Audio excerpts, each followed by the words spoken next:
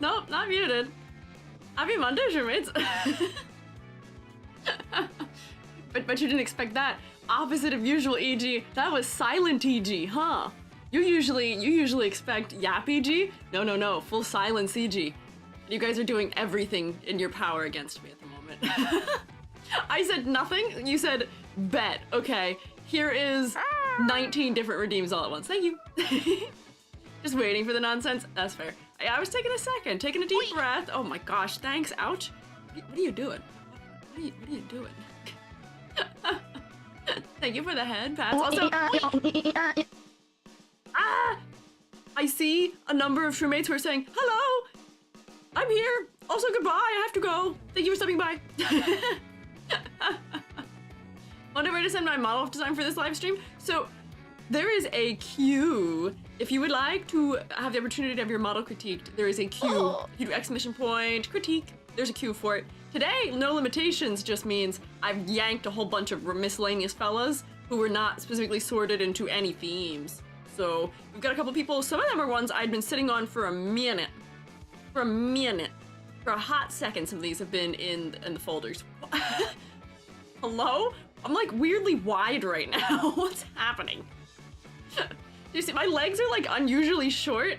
Am I TBG with the wrong head size? I don't know what's going on here. There's a lot going on here. Yeah, so thoughts, things that are happening. Hi, I'm Squiiji, freelance artist Fungi. I'm T-posing upon you. Do you feel intimidated on this lovely, sunny Monday? It's not very nice outside where I am right now. It's chilly and I'm kind of sad about it because the flowers are all blooming on the trees and they're all dying and falling off immediately because we got a warm spell for like a week and then everything bloomed and then it went back below freezing and I'm sad. Thank you for cozy, G. I will try and be cozy. I will try and be cozy. How long is the VGen queue? Oh, we're out like like 2 almost months right now. I have this horrible thing that I keep doing, which is locking myself into really long queues because I don't like to do things in any way other than first come, first serve. And I don't like to say no. So both of my queues are unfortunately quite long at the moment, but I am working at them. They are being chipped away at. It is fall spring in April, which is having some interesting effects on my well-being. Warm weather in Germany? Okay, well I envy you. It was kind of warm here, but now it is not. It is back to being chilly again for some reason. Infinite content machine. Well, that's one way of thinking about it. Infinite content machine or the crushing anxiety of not being able to, fearing you won't be able to help everyone, which is like, that shouldn't be like a crushing fear for most people, but for me, I'm like, I want to help everybody, it's not fair if I can't help everybody. So, I'm doing my best. Please don't close it. I was going to close it once he hit 1,000, but recently I've actually been going in and removing entries from people who have graduated, which is like a really heartbreaking thing to do. Let me tell you, I'm in a little bit of like a melancholy mood today because I was doing my housekeeping. Monday's usually my housekeeping day of the week. I don't usually schedule consultation stuff Mondays. I was going through the form, you know, downloading some more fellas. We're downloaded through about 450 right now, as far as the crits go. But while I was downloading, I was doing something that I haven't historically always done, which was checking in to make sure that the people we're critiquing the designs of are A, still around, or B, that the design is still current. Even if they don't have a more recent submission, you know, some people might have updated their design, re-debuted, and not re-entered, which I'm still trying to figure out what I want to do about those particularly. Super Hurigi, wanting to help people out. I try my best. I'm glad you see me that way. I'm doing my best.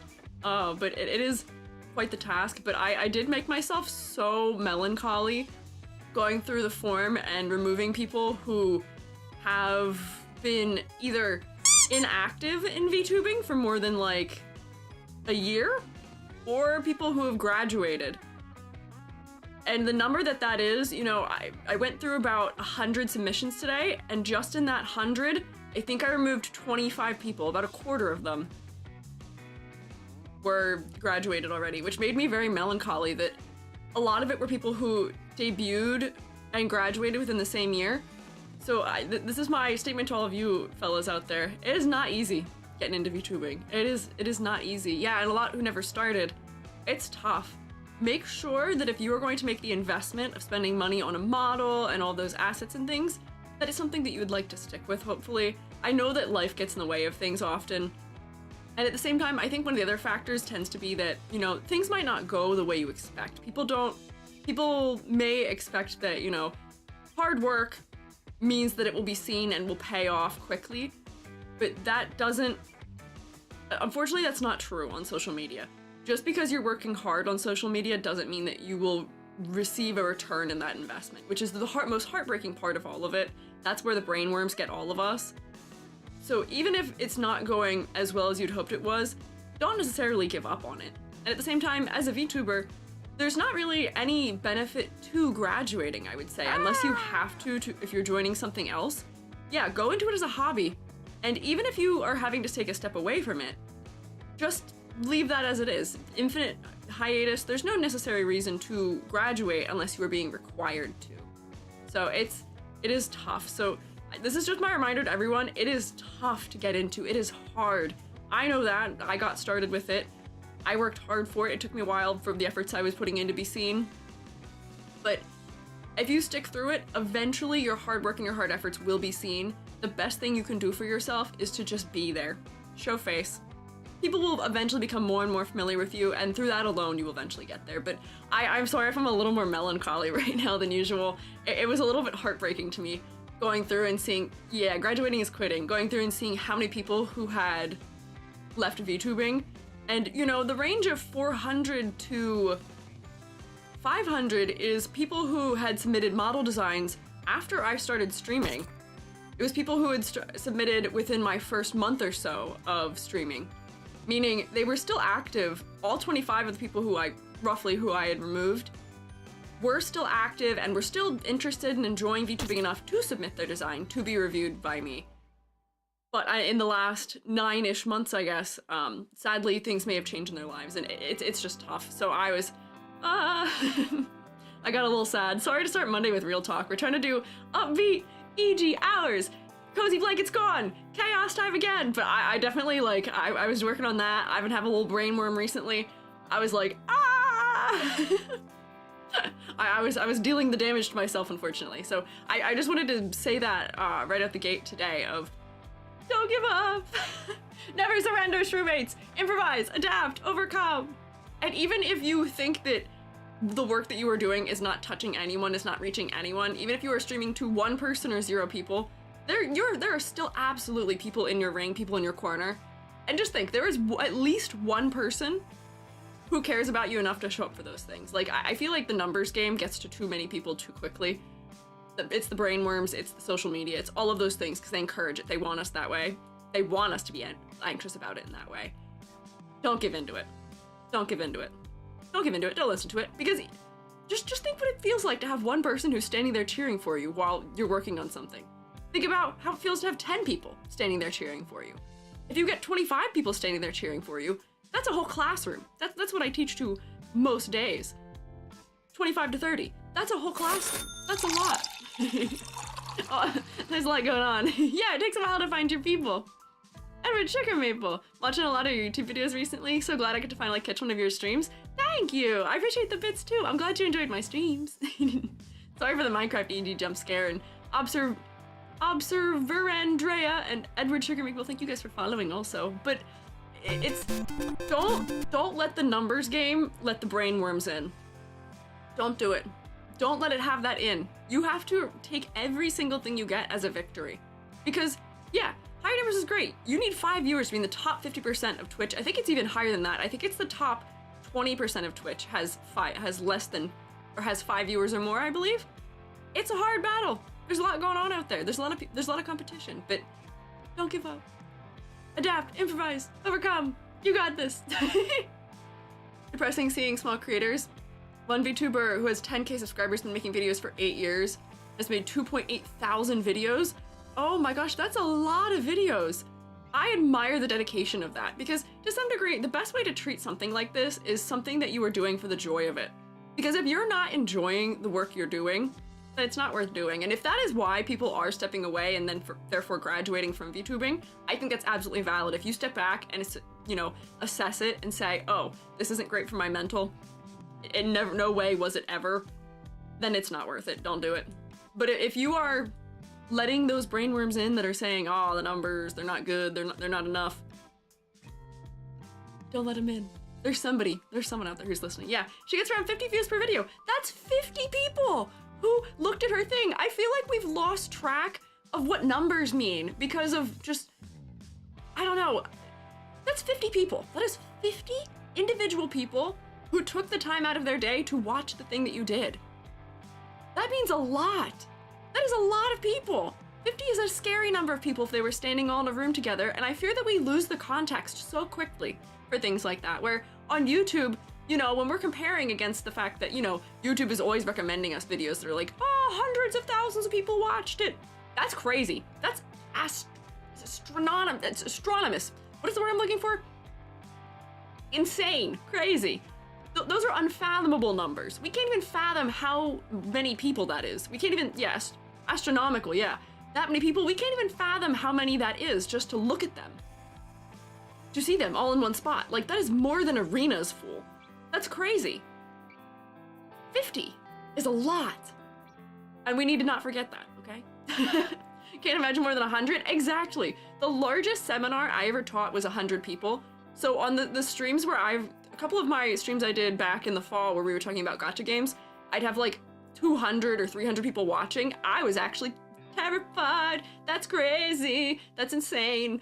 Like, even when it's like 25, that's a whole classroom. That's a full classroom. You gotta contextualize things like that so you don't let the brainworms get to you.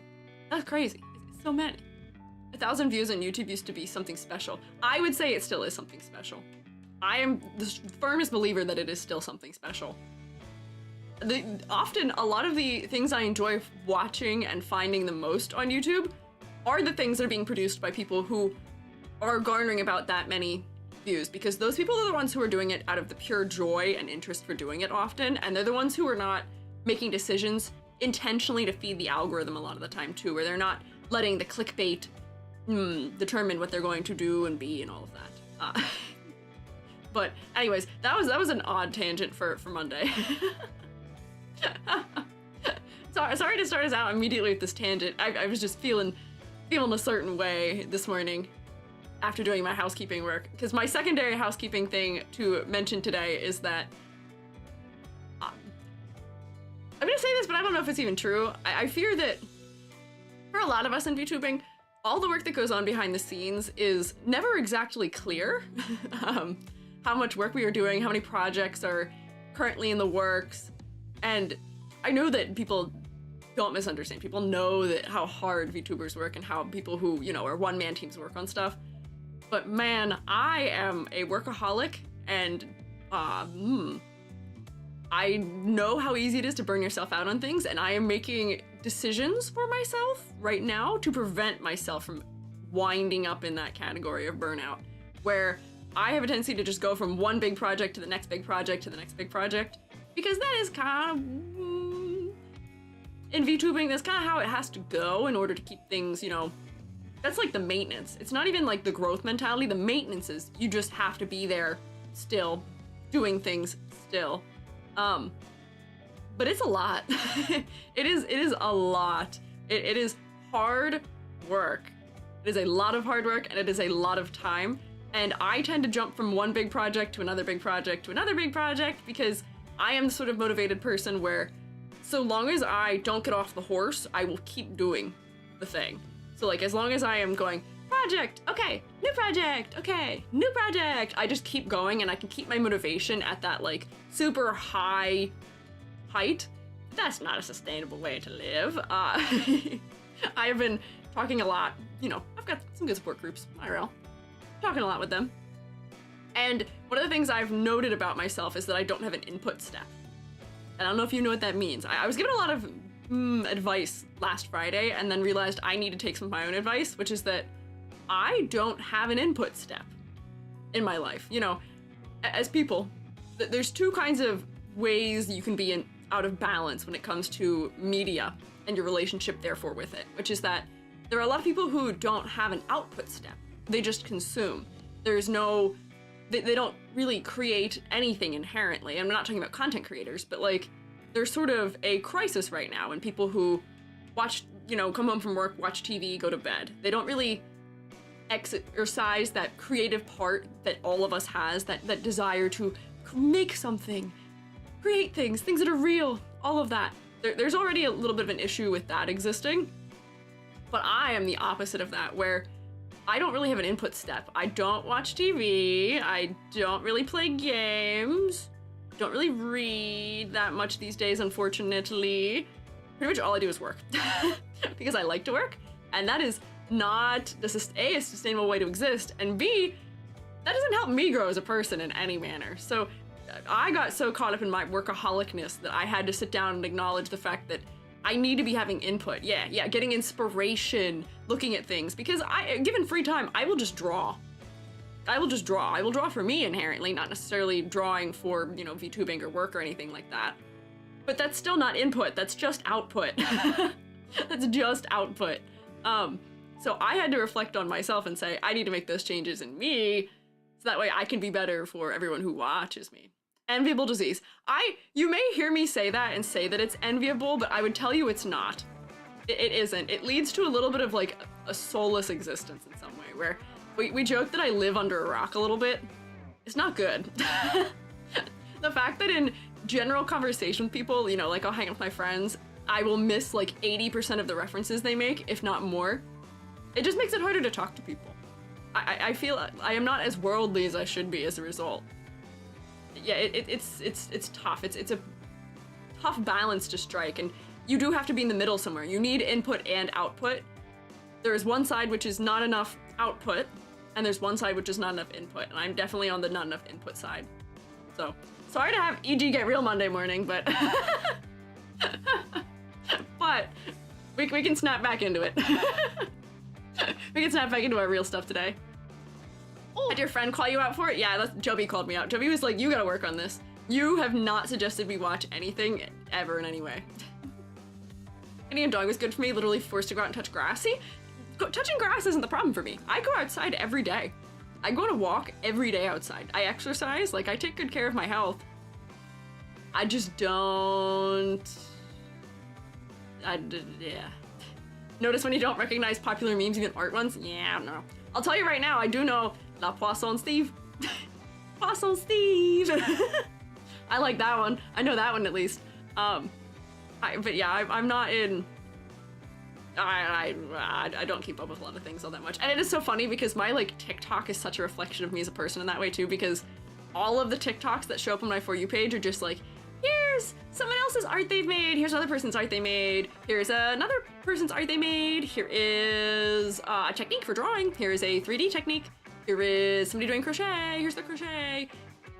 But it's not like, none of it's memes, none of it's like things about TV shows or commentary, it's just like, look at this thing I made, and I'm like, yeah!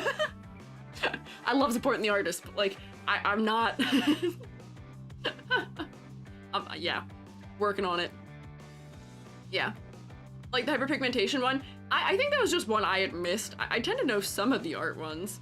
Sounds like input. That's kind of input, but not in the same manner. Like, I do see at least what's going out in the world with art from time to time, but that's about it. I'm very in a vacuum in that way, I think, which is not a way to live your life inherently.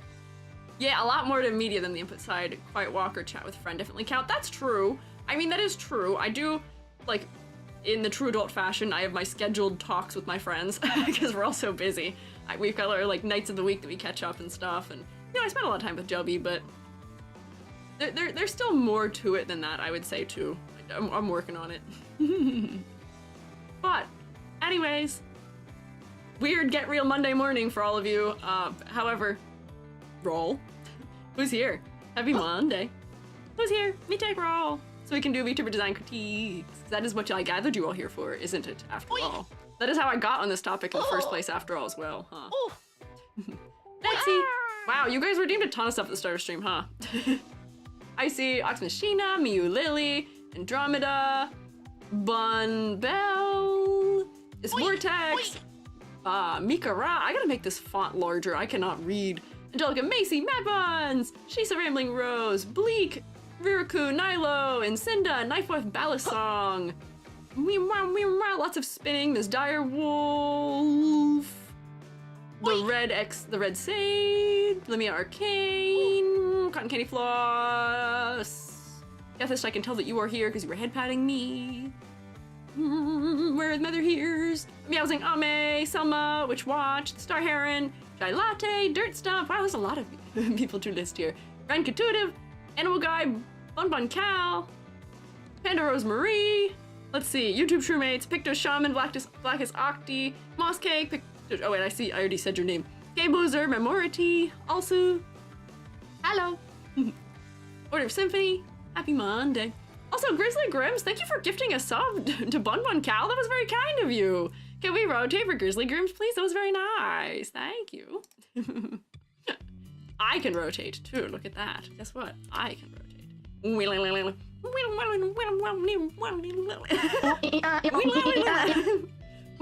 Okay, we're locking back into the silly mode. We're back into silly mode. Here we go. Now we're back. Got the best timing ever on the stream. Just sat down to work on my design. I'm good timing. That's what I'm here for. Oh, also, final housekeep for the day. Zero-chan design crits for our 0 out of 10 VTuber, or not VTuber, just 0 out of 10 design challenge that's going on right now, our extra credit. If you've designed a character that would get a 0, or if you would like to, submit it to !extra credit by like 11 a.m. on Friday. Please, pretty please, please. I was gonna open it up to Twitter, but I decided against it. I realized the quantity of them that are there in it already. I was like, you know how slow I am. You know how slow I am. you know how slow I am. No, I'm not having a section just for the 0 out of 10 designs. We're designing 0 out of 10s on purpose. We're not just calling people out. No. We're designing that way on purpose. We're intending to do it. Will it take multiple streams? No, I'm intending for it to be one stream, which is why I didn't open it up to Twitter. That is why I didn't. Because if I opened it up to Twitter, I fear I would get a good bit more, and we got a lot already. I would love to have more people participate in some of our next challenges, but just for this one, I want to get it knocked out all in one stream. Don't press X to doubt. Selma, why do you doubt me? Why do you doubt me? Ouchie, hey, don't doubt me, I'll get it done. Hi, Skyrim! I am Miku. This is true. Do you want background or lore for Zero-chan? You don't have to have background or lore for Zero-chan. If you just give like the vaguest point of a concept for it, that might be nice. But you don't have to. You don't have to. Fair choice. Thank you for following. Assuming you can't cop out and just make a terrible copy of an existing VTuber for 0 out of 10. I mean, that wouldn't be polite to do inherently, maybe, but just all of the I have a list. We'll look when we look at the rubric. All of the things I read out loud to you in that category are things that you could do. You could lean into for it. Wait, there's a section like that? No. We don't have a section like that. No, Skyrim, no. What's going on is we're talking about, we have a design challenge. The challenge is to design a 0 out of 10. We're not calling people out for having zeros. We've never had, the point of this assignment is that it takes effort to get a 0. There's never been a 0 before.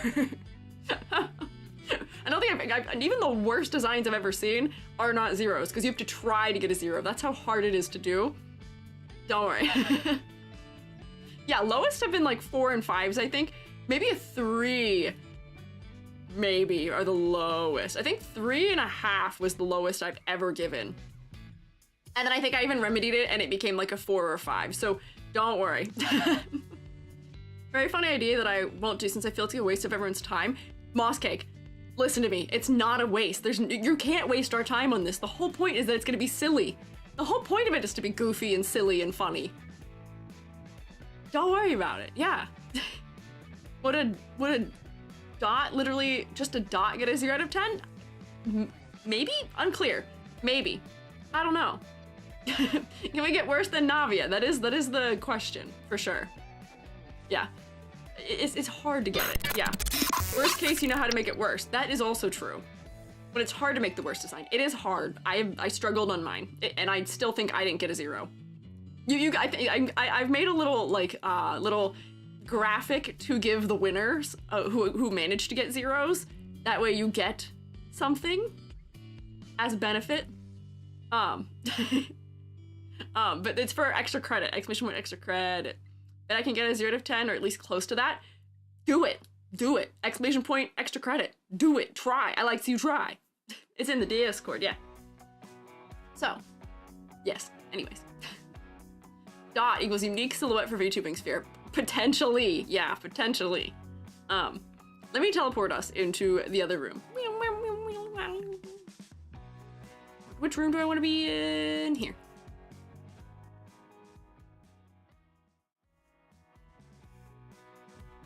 Whoop. My overlay is not the right size. Hello?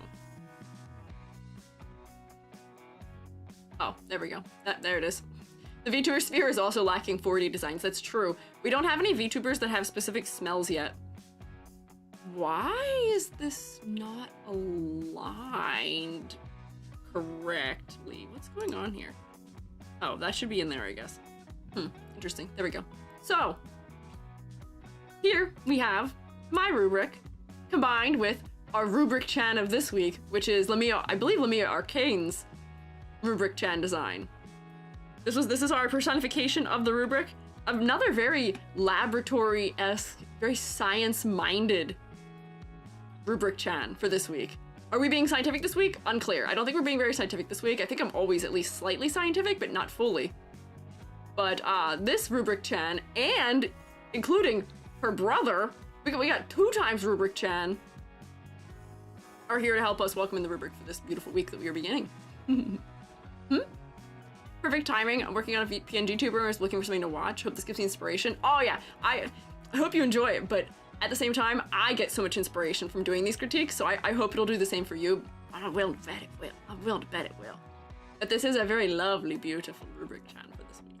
So, my rubric for VTuber design critiques that we use in an effort to remain as unbiased and objective as we possibly can. We have 5 categories to grade within, which are color palette, silhouette, complexity versus clarity, focal points, and concept and motifs. Also bonus points that I give out sparingly. To get full points in color palette, the palette needs to be cohesive, interesting, and well executed and work from a distance. You will get no points if you're trying to figure out how to do your 0 chans. You're gonna get no points if the palette has major instances of low contrast, clashing, overwhelming choices, eye strain. If I have to slap you with a bunch of color layers to make things harmonize, no points. For silhouette, full points. The silhouette is unique and easily identifiable. If I could make you into, or if you pass my ladder test, if you have a dangerous ladder based on your silhouette, full points. No points if the silhouette is non-distinct, blob-like, has ladder design, otherwise just needs more definition. If you have bullet head, if you are just a blob and I can't identify you in and of just your silhouette, no points. For complexity versus clarity, to get full points, the model needs to be well balanced, your details should support the concept, and shouldn't be overwhelming.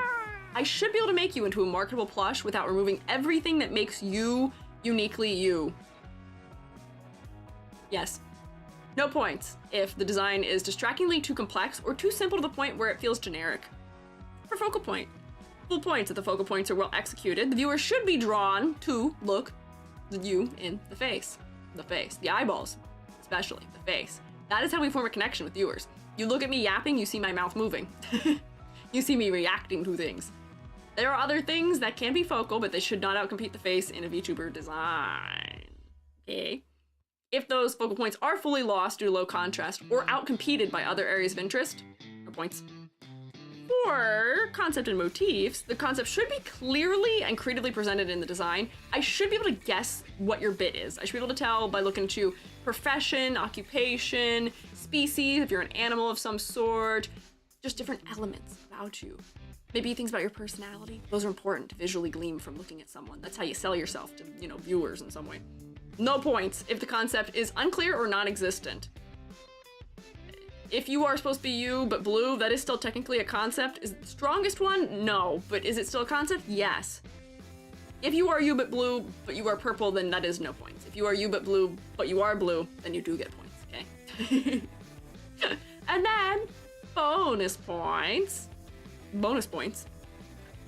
You can get a bonus point for having a super compelling, unique, or well-executed concept, for having a unique, exciting art style, or if I put you on the fridge, which usually are the fellas that end up on the thumbnail.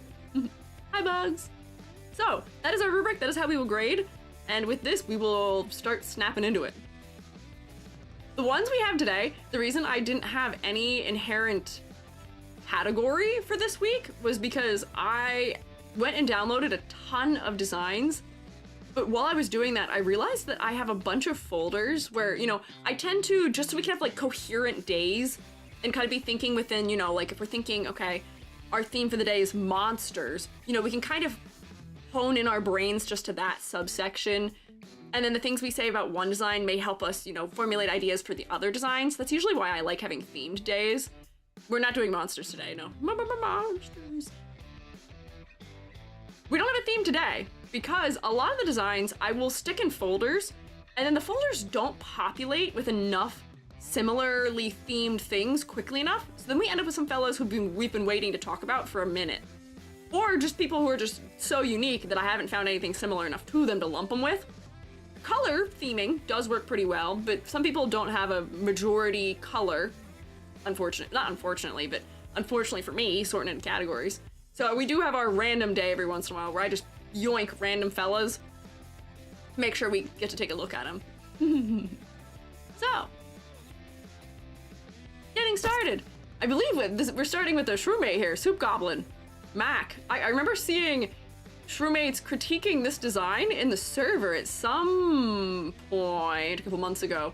I did have a moment where I was like, oh, I don't know if this is current, but I think it is. I believe this is the most recent one. There were 3 stacked, and this was the most recent of that stack of 3. So this is Mac, she, the Soup Goblin, a groovy goblin monster hunter who unwinds after a day of slaying by streaming fun, cozy games.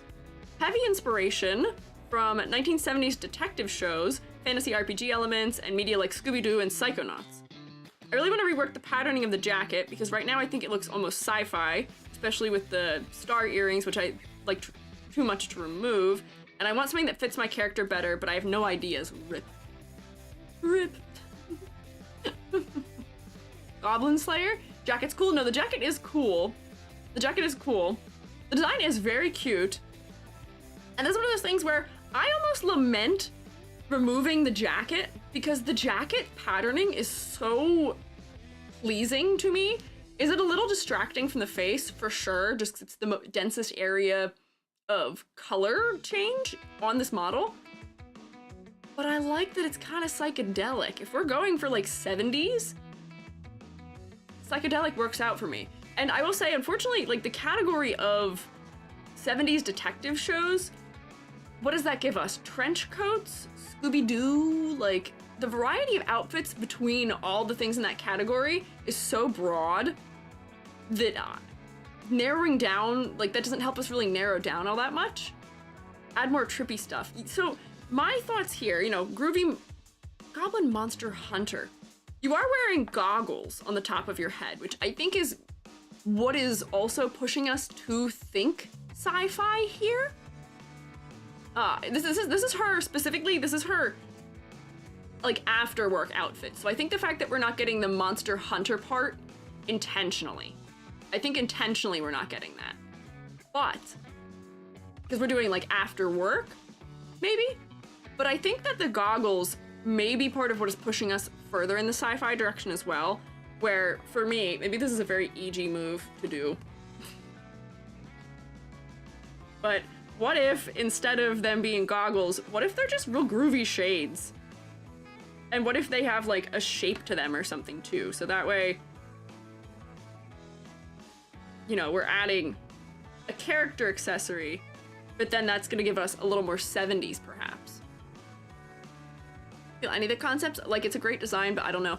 So, I'm getting the groovy aspect from the clothing. I think this is a less common way of depicting sort of the 70s aesthetics. But we'll workshop it. Is there a way I can just submit my VTuber design on the Discord? If you want to submit your design in the Discord for other shroommates to talk about it, you can do it in the...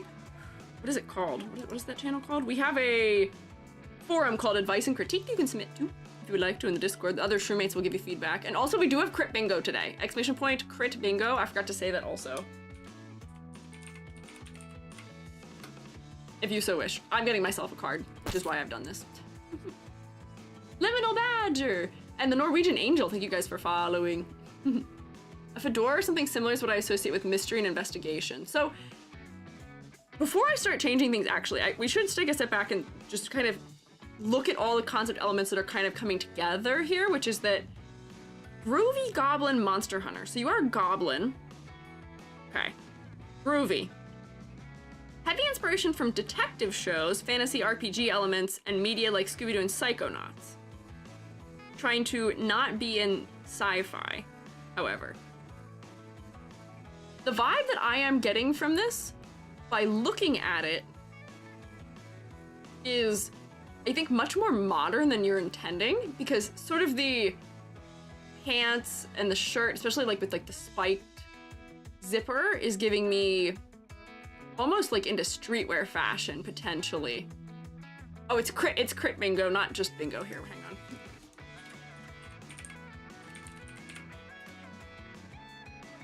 Adore the shoes, they match the jacket. They do match the jacket. So here are my thoughts here about concept-wise for this.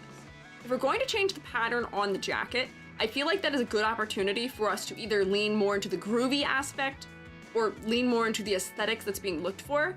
Because I'm trying to think of, like, as far as fantasy RPG elements go, you know, RPGs do tend to lean some of their fashion into some of the, like, techwear-esque stuff sometimes, or just fantasy in general, but I don't really get anything inherently fantasy out of this by looking at it. It's not very fantasy. It's very grounded in our reality for the most part. So I'm not getting fantasy. Patchwork instead of trip pants. Yeah, like, I feel like we may need to just revisit the specific aesthetic intended. So like 80s, or not 80s, 70s. We're looking for 70s here. 70s. What, like, popular 70s aesthetics could we bring into this more directly? So I have pulled open 70s in the aesthetics wiki just to see what things were popular at that time. So you don't have to go just like for the default, like, US, whatever was happening there situation. Aesthetics that were popular at that point in time include goth, okay, naturally, Hawaii, Harajuku, some punk aspects. There's some 70s punks. Oh, these are some funny names here. Communist chic, city pop, disco, oh, glam rock. Just looking through the things here. Hello, disco, interesting. But I'm trying to figure out if there's anything like West Coast. I think this is one of those cases where, yeah, this is a very late 90s version of 70s fashion. Perhaps, yeah. Maybe.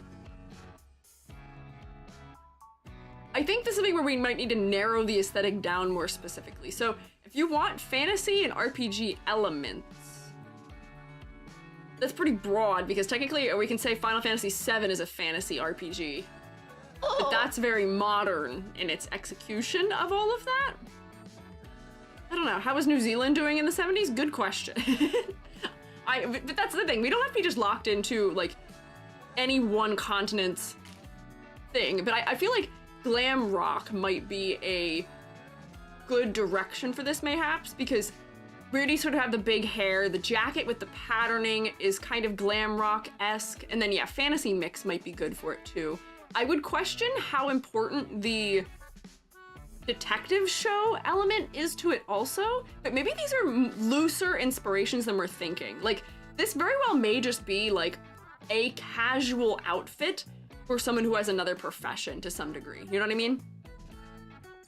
Sort of glam rock fantasy mix. Yeah, so Let me just look at a little bit of glam rock and see if the glasses I'm thinking of would make sense for something of that style. Oh, big shoulders. Yeah, the patterning is kind of spot on for that too. Maybe that is what the specific angle is. Goggles are Psychonauts inspired. Ah, okay. I fear that that is one of the things. It seems like they're not super happy with the idea of it feeling too sci-fi-y, and I fear that the goggles are one of the things pushing it over that sort of limit. Where if we had a more normal style of, not more normal, but like just glasses instead, that may work better. And then they can also sit in front of the hair. Oh, yeah. This is like the kind of stuff I'm talking about. Like, give me some like crazy glam rock glasses with like really like funky stuff happening on the frames. Because I think that will help seat us in the era a lot better. Tinted circle glasses, yeah, you could do tinted circle glasses. I was thinking of ones that are more like decorative in the frames. There's a lot of like real like crazy stuff. Maybe I'm thinking of Elton John too strongly here. These glasses are hideous. Pardon you. I kind of love these. These are a sleigh. They're so over the top. Like, look at this. You cannot tell me that these are not statements. These are not statements in every way. These are statements in every single way. Flared pants are big in that era. I feel like exaggerating the flare would help a lot. Yeah, so here, let me go back, do a couple of things here. Maybe we don't need to go so crazy on the glasses shape. I will just give a less specific glasses shape, but if we change them to glasses, oh wait, okay, I guess I can see why glasses may not have been done, because having to put the glasses in front of the hair like this might be a little bit weird. I'm just doing giant chunky green shades, right? Oh wow, what is happening? EG, can you draw squares? Happy Monday, draw squares. Just for the idea of it. Just to see. And then maybe I'll do like silver just to connect them so we can see it. But I think that will help ground the design a little bit more out of it. And yeah, they will be transparent, so I shouldn't do that on the same level. No, maybe not hard light. Maybe I'll just leave them normal and make them just partially transparent like that. But glasses may be good, so that way we are feeling a little bit less sci-fi-y. Still feels slightly sci-fi, but the green does add some color to the face also. If we're going glam rock, there's kind of a thing going on in that time period of rock where crazy makeup styles were sort of a unisex and gender neutral decision to make. Like, everyone was doing funky makeup styles. The bands were doing it, the girly pops were doing it, everyone was doing kind of wacky makeup. So that could be another, yeah, Ziggy Stardust, psychedelic, yeah. There's a whole range of things we could do with makeup. Yeah, like Kiss or something like that. Yeah. Find out what's wrong with the pants. 70s pants for men are not baggy around the hips and upper thigh. 70s pants for men were like tight and maybe flared at the ankle from my thoughts of it. Or for women, okay. When I think of that era, I generally think of more form-fitting pants across the board, maybe with a flare in the ankle. Maybe lashes on the bottom lid. Yeah, there already are eyelashes, but maybe they could be exaggerated further. Hi, Jay Lee and Mimic King. Bell bottom, yeah. So like, if we really want to, we're kind of leaning into that because that's the era we were provided, but like, we could really just make the lashes so much more exaggerated. And there's no amount of this where we have to stay subscribed to reality. We could just say, okay, I want to put like white tips on these eyelashes or something, and then that feels like there's a little bit more something happening on the face, or like give them a color on the tip of them, which might be also kind of crazy. But just ways to make it more exaggerated. Teal eyelashes, the black outline, yeah, all kinds of things could be done. Teal tips might be kind of interesting too. I don't want to make them fully teal, because that might make them not read as eyelashes as well, but we can try it. Let me just clip this so I can go on top, make it that teal. Whoop.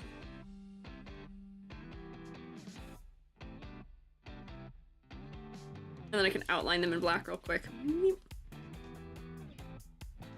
And then we'll get to the pants shape, kind of. They seem kind of torn about the patterning on the sleeves. I like the patterning on the sleeves. I don't actually want the patterning on the sleeves to change. It feels fresh to me. It's a little overwhelming, mayhaps. But I do generally like it. It's very distinct. Yeah! Like funky colored mascara, yeah. It makes the face more focal. So then what we were saying for the pants was pants need to be more form-fitting until they flare at the bottom, perhaps. Like that. Maybe. I don't really quite know what the body type underneath here is, so I don't want to make it too much thinner. Like, I think that might be reasonable, but that accentuates the flare at the bottom much more. And that seems a little bit more in the right silhouette. Flare from above the knee from normal video wear. Oh, flare from above the knee! Oh, really? Okay. So flare from up here then. So just tucking the thigh in. Okay, thank you. Very good to know. Okay.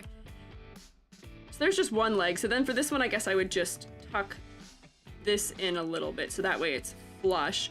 And then this one is kind of working correctly in that manner already. It's just flaring just from the knee. I do like the almost like teeth-like handling of the pants where they do zip open. That's sort of neat. Strand of blue hair. Could add dyed hair.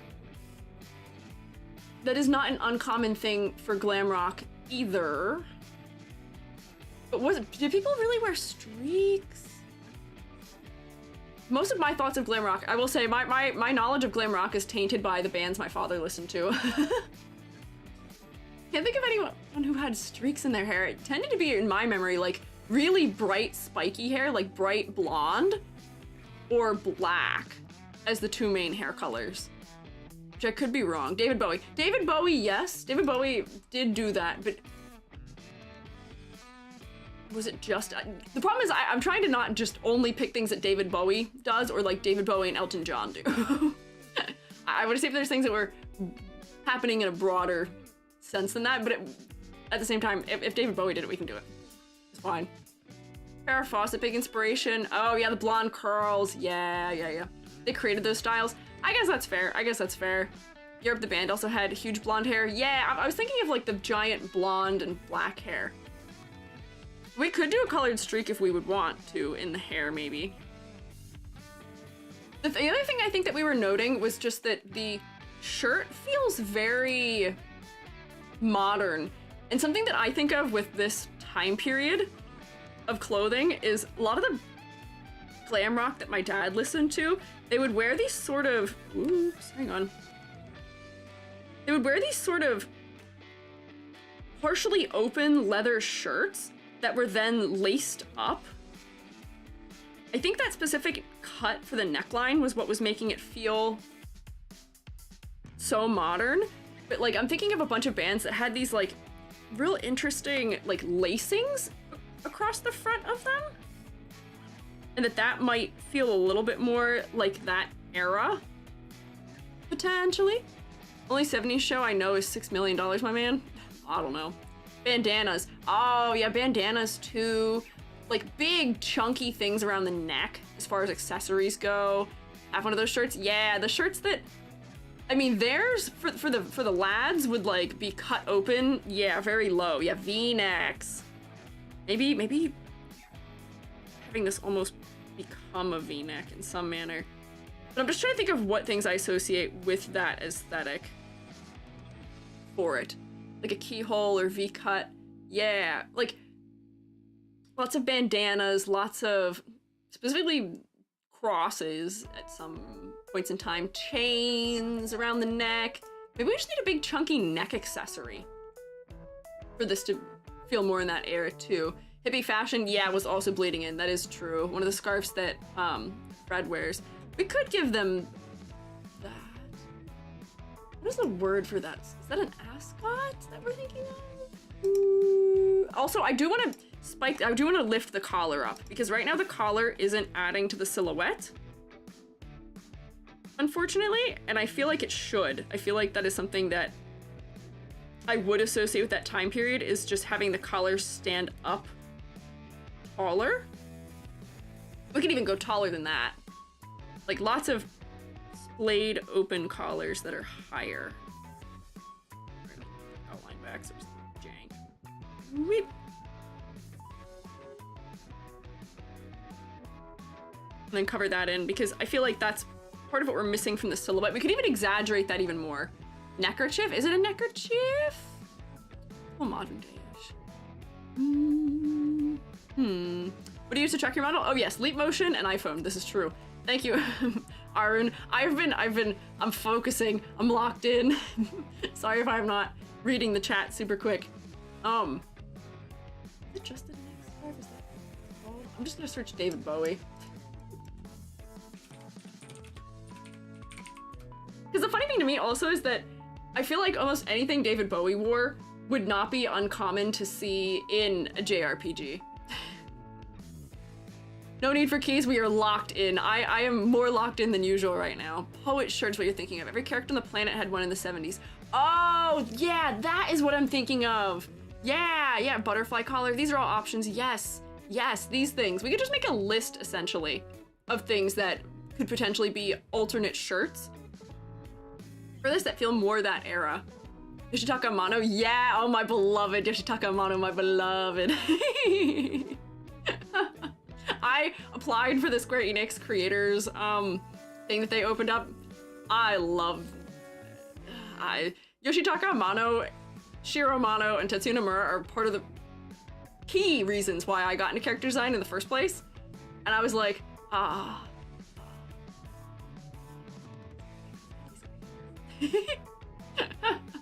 Hi, finally made it 20 years streams. Welcome in, Usagi. Hello. They want a more femme type top. Bandana halter top is an option. Yeah, we can just take notes for some of these things because I think what we've determined here as far as concept goes, like, is this fit cool the way that it is? Yeah. But is it selling those inspirations very clearly to an audience? Not inherently. There are some things that could be changed to make it clearer to us. So conceptually, I don't know if we're necessarily getting the fashion or game references you're aiming for us to, but the outfit, it still goes pretty hard. Also applied for it, needless to say, wasn't selected. Have they done their selecting yet? I don't think they have. Applications just opened a couple days ago. I don't think, it's gonna take a while to get through all of that, so I don't know if they've gotten through it that fast.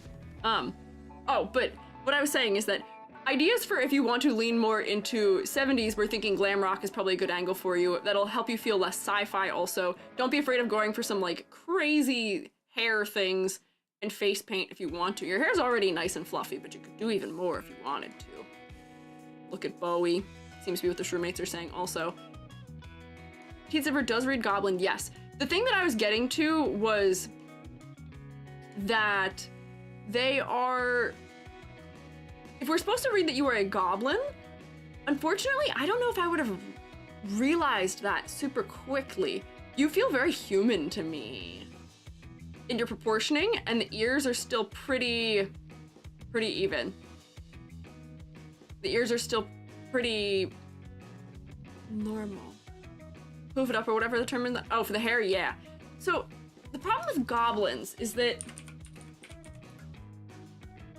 most of our associations with goblins tend to lean into sort of like the green skin thing. I don't want to have to do that here. I wonder if for the ears we would get it more, because right now the ears are really round and friendly. I think we associate goblins with having more like funky ears shapes, like where they sort of like turn up at the end and they're a little bit more like ridged maybe.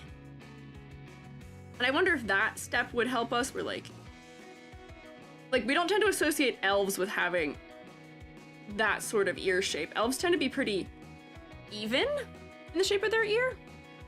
Goblins have jaw fangs. They can, depending on what media we're referencing them in. I think, actually, wait, one thing that might push it over the edge just enough for us would be Something like that. Although it may feel too orc-like. Maybe. But I feel like teeth, potentially in some fang manner. This might feel too orc-like, maybe? Maybe fangs on top. Could do fangs on top alternatively. I want you to know that I have just Googled the word goblin and I'm looking at the general associations with it. Maybe just one, potentially just one. Pink tips on the ears maybe would help. A lot of goblins tend to be a lot more scrunkly also. Patterns on the jackets, instead of going out like V, it goes up, makes your eyes go to the face. Yeah, we'll get there. Maybe they fade the ear tips to green. Maybe, it could read almost like, I mean, it might be adding too much green in the face area. But if the color here faded and was in this green color. Hang on, let's see. Let's try it. I'm losing all my tools for some reason. Blend that out. And then... No, I did it on the same layer! Why have I done this? Whoops, hang on. Yep, wrong layer. You needed that for your bingo. There you go. Matches the eyes. Yeah. Has someone tried to make the joke yet? What joke? What do you mean? Something about green? Makes them so cute. I do like the cute little fang. I think that is a very cute thing. Let's see if I can do green tips for the ears.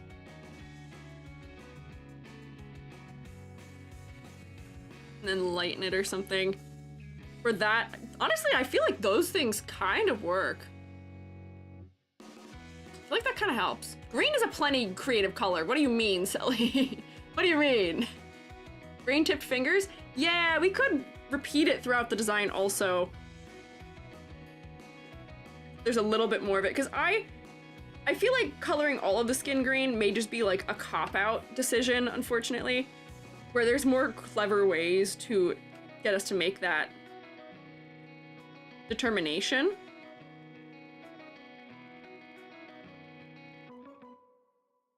Yeah. Yeah, maybe. Maybe. Small addition, if they read the comments, instead of dark denim for the pants, I recommend a corduroy. Texture less distracting than white stitching. Yeah, so that part of the things I was going to say about this is that the white stitching is very contrasty right now. I would suggest do like a select color gamut. There we go. Select that, maybe. Actually more. Give me this. Yeah. And then I'm gonna make them, instead of that color, make them like this. You could just make them not bright white. You could just make them, oops, background selected. Also. Could just make them more gray. Oh, wrong layer again, EG, but see how that pushes them back a bit in a helpful manner? Yeah. Do you want to give me flashbacks? Huh? What? What? Maybe clawy fingernails? Yeah, clawy fingernails. EG, did you not know the joke? What joke? I don't know what you guys are talking about. Sharper fingernails, maybe. I feel like based on just the general shape language that they're going for a more gentle type of character. But still, having something like this that acts as just like a little subtle contrast adds a little bit more dimension to a character, potentially in an interesting manner. We're like, that's kind of neat. That feels kind of punk. Don't be mad at me, please. What? What is going on? Anything creatively? Hi, Remedy. How are you? Squiiji, don't do it. Look it up. Do not. Don't? Okay, I won't look it up. I don't even know what I'm supposed to look up, so I won't look it up anyway. Hee. As we said earlier, maybe I need to come out from under the rock. I don't know what we're talking about all at this point. Wow! Oh, purple dragonfly. Oh, I know what that means. I don't know what we were talking about. I know what a goblin these is. I didn't know that's what we were talking about. I thought it had something to do with the green or the nails or like the psychedelic stuff. I knew that's, I know what that is. I didn't know we were referencing that. I won't finish the sentence. Is that what you were doing? I know what that is. Thank you for head pat. Stop, don't say it. Don't repeat after me. No. Stop repeating after me. Don't say it. I just needed to be filled in. Yes, okay. So, sharp nails might be nice for a little bit of contrast. Similarly to making the tips of the ears sharper, having a little bit of a sharp tooth goes with the other little sharp elements in the design. Yeah. Look up, don't hug me, I'm scared instead. Unfortunately, I've already seen that. I watched it back when it came out, fellas. I know what it is. I'm aware. Green is a plenty creative color. Leave me alone. Okay? Oh, the critiques are going well? Thank you. They are. I hope your day is going well too. Critiques are going swimmingly. This is the first one of the day. So as we were saying, for concept, I believe we need to see it just a bit more. I think we were not seeing the goblin aspect super clearly, and that we also were not necessarily seeing the fashion inspirations. But as far as color design goes, the colors are nice. The colors are yummy. For silhouette, let me turn off all the miscellaneous stuff I had going on here. Woo. Whoops, I got rid of goggles too. Bring back the goggle version. For silhouette, unfortunately, you aren't super incredibly distinct by silhouette either. Other than the pants, you are completely symmetrical. Your hair is asymmetrical, but your silhouette is very symmetrical. And I feel like we could exaggerate some more things about it, where I had just changed the fact that your collar added to your silhouette more. Having square frames for your glasses might make it clear that the goggles aren't just a part of your head in your silhouette. Make the collar stand up more, flaring the pants more dramatically, making the ears point up at the ends so they don't just look like they're the hair. These are things, and then, you know, adding the sharp tips to the nails. There's a whole number of things that could add to your silhouette just in little ways. Just nice little ways we could add to it, yeah. Do you like the blue? It feels like blue on arcade carpets. It does. It does. I was thinking of arcade carpet patterns too. Someone also said, I'm not gonna be able to take the time to do this, but reversing the directionality of the patterning may also be good for focal point, because right now, unfortunately, the focal point is definitely your sleeves, without a shadow of a doubt. It's the only place that blue is located on the design other than the shoes. Your eyes might be that color, but they're really small. Something that may help to make the pattern work a little bit better for the focal point is that right now, all of these shapes are arcing us down. They're making us look down. And then you had all these super high contrast stitching moments on the pants. If instead, you know, right now everything's going in this direction, what if all of those pattern parts were going like this instead and arcing us up in the design, where instead they'll lead us like more up into an angle, which will make us want to have our eyes travel up the form. Or the pants too. Just arc them up, mayhaps. And then secondarily, I think that it's just because of how high contrast they are right now that's making them so focal. We could leave the areas that are on the front part of the jacket that bright, but we'll just do like a multiply layer, and then I'll blur it out. But for where the arms are going behind the body, this is really dark. It won't be this dark, I promise. Bear with me. We're gonna try a little bit of a gradient to see if we can get it to push the eyes up higher as well. Let's see.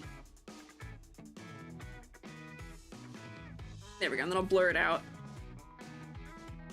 on the top edge. And maybe it doesn't have to be quite that dark, but that makes it a little bit less focal. Now the eyes and the face are able to compete a little bit better. Oh, hey, Selma. Apology bribe? You don't need to apologize or bribe me. What are you trying to bribe me for right now? But thank you for gifting bugs and sub. That was very kind of you, Selma. Can we rotate for Selma, please? Selma, I love that you're rotating for yourself immediately. Vtubers, can we have a little rotation for Selma, please? Very kind of you. Didn't expect that. Selma is a very kind shroomate. We've got a number of shroommates who tend to be rescuers in a very kind manner. Maybe a ripped sleeve so it gives the idea of going goblin mode and having a fight with monsters they've hunted. Maybe you could have a little more tattering on the clothing, perhaps. Yeah. Don't want to be left out? That's fair. Don't worry. Don't worry. We won't leave you out, Selma. You're not gonna be left out. No way. No how.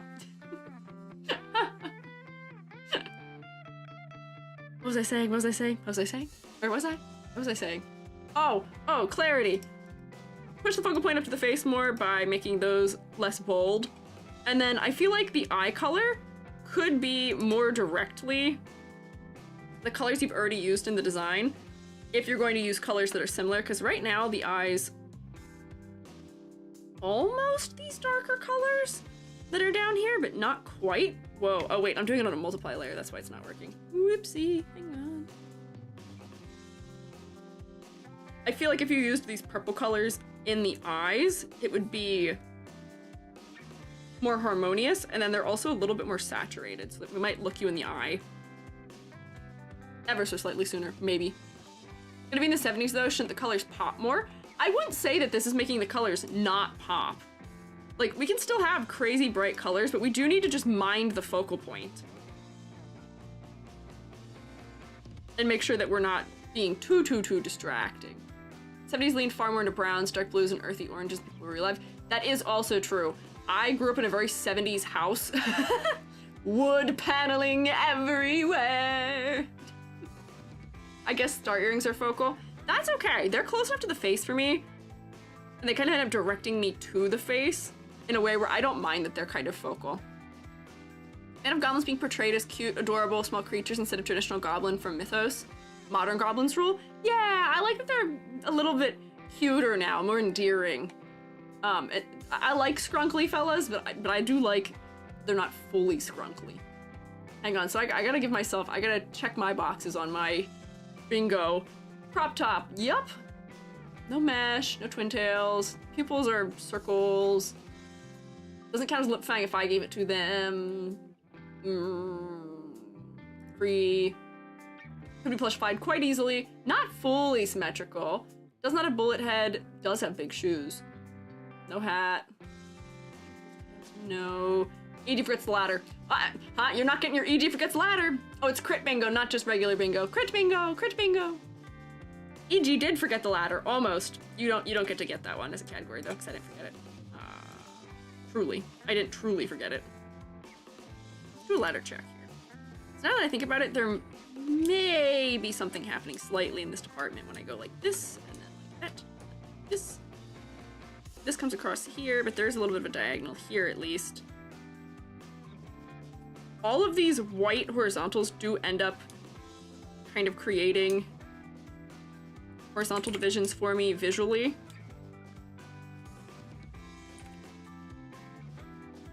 Chin, eyeballs, hairline, which is at least asymmetrical, and then the top of the glasses.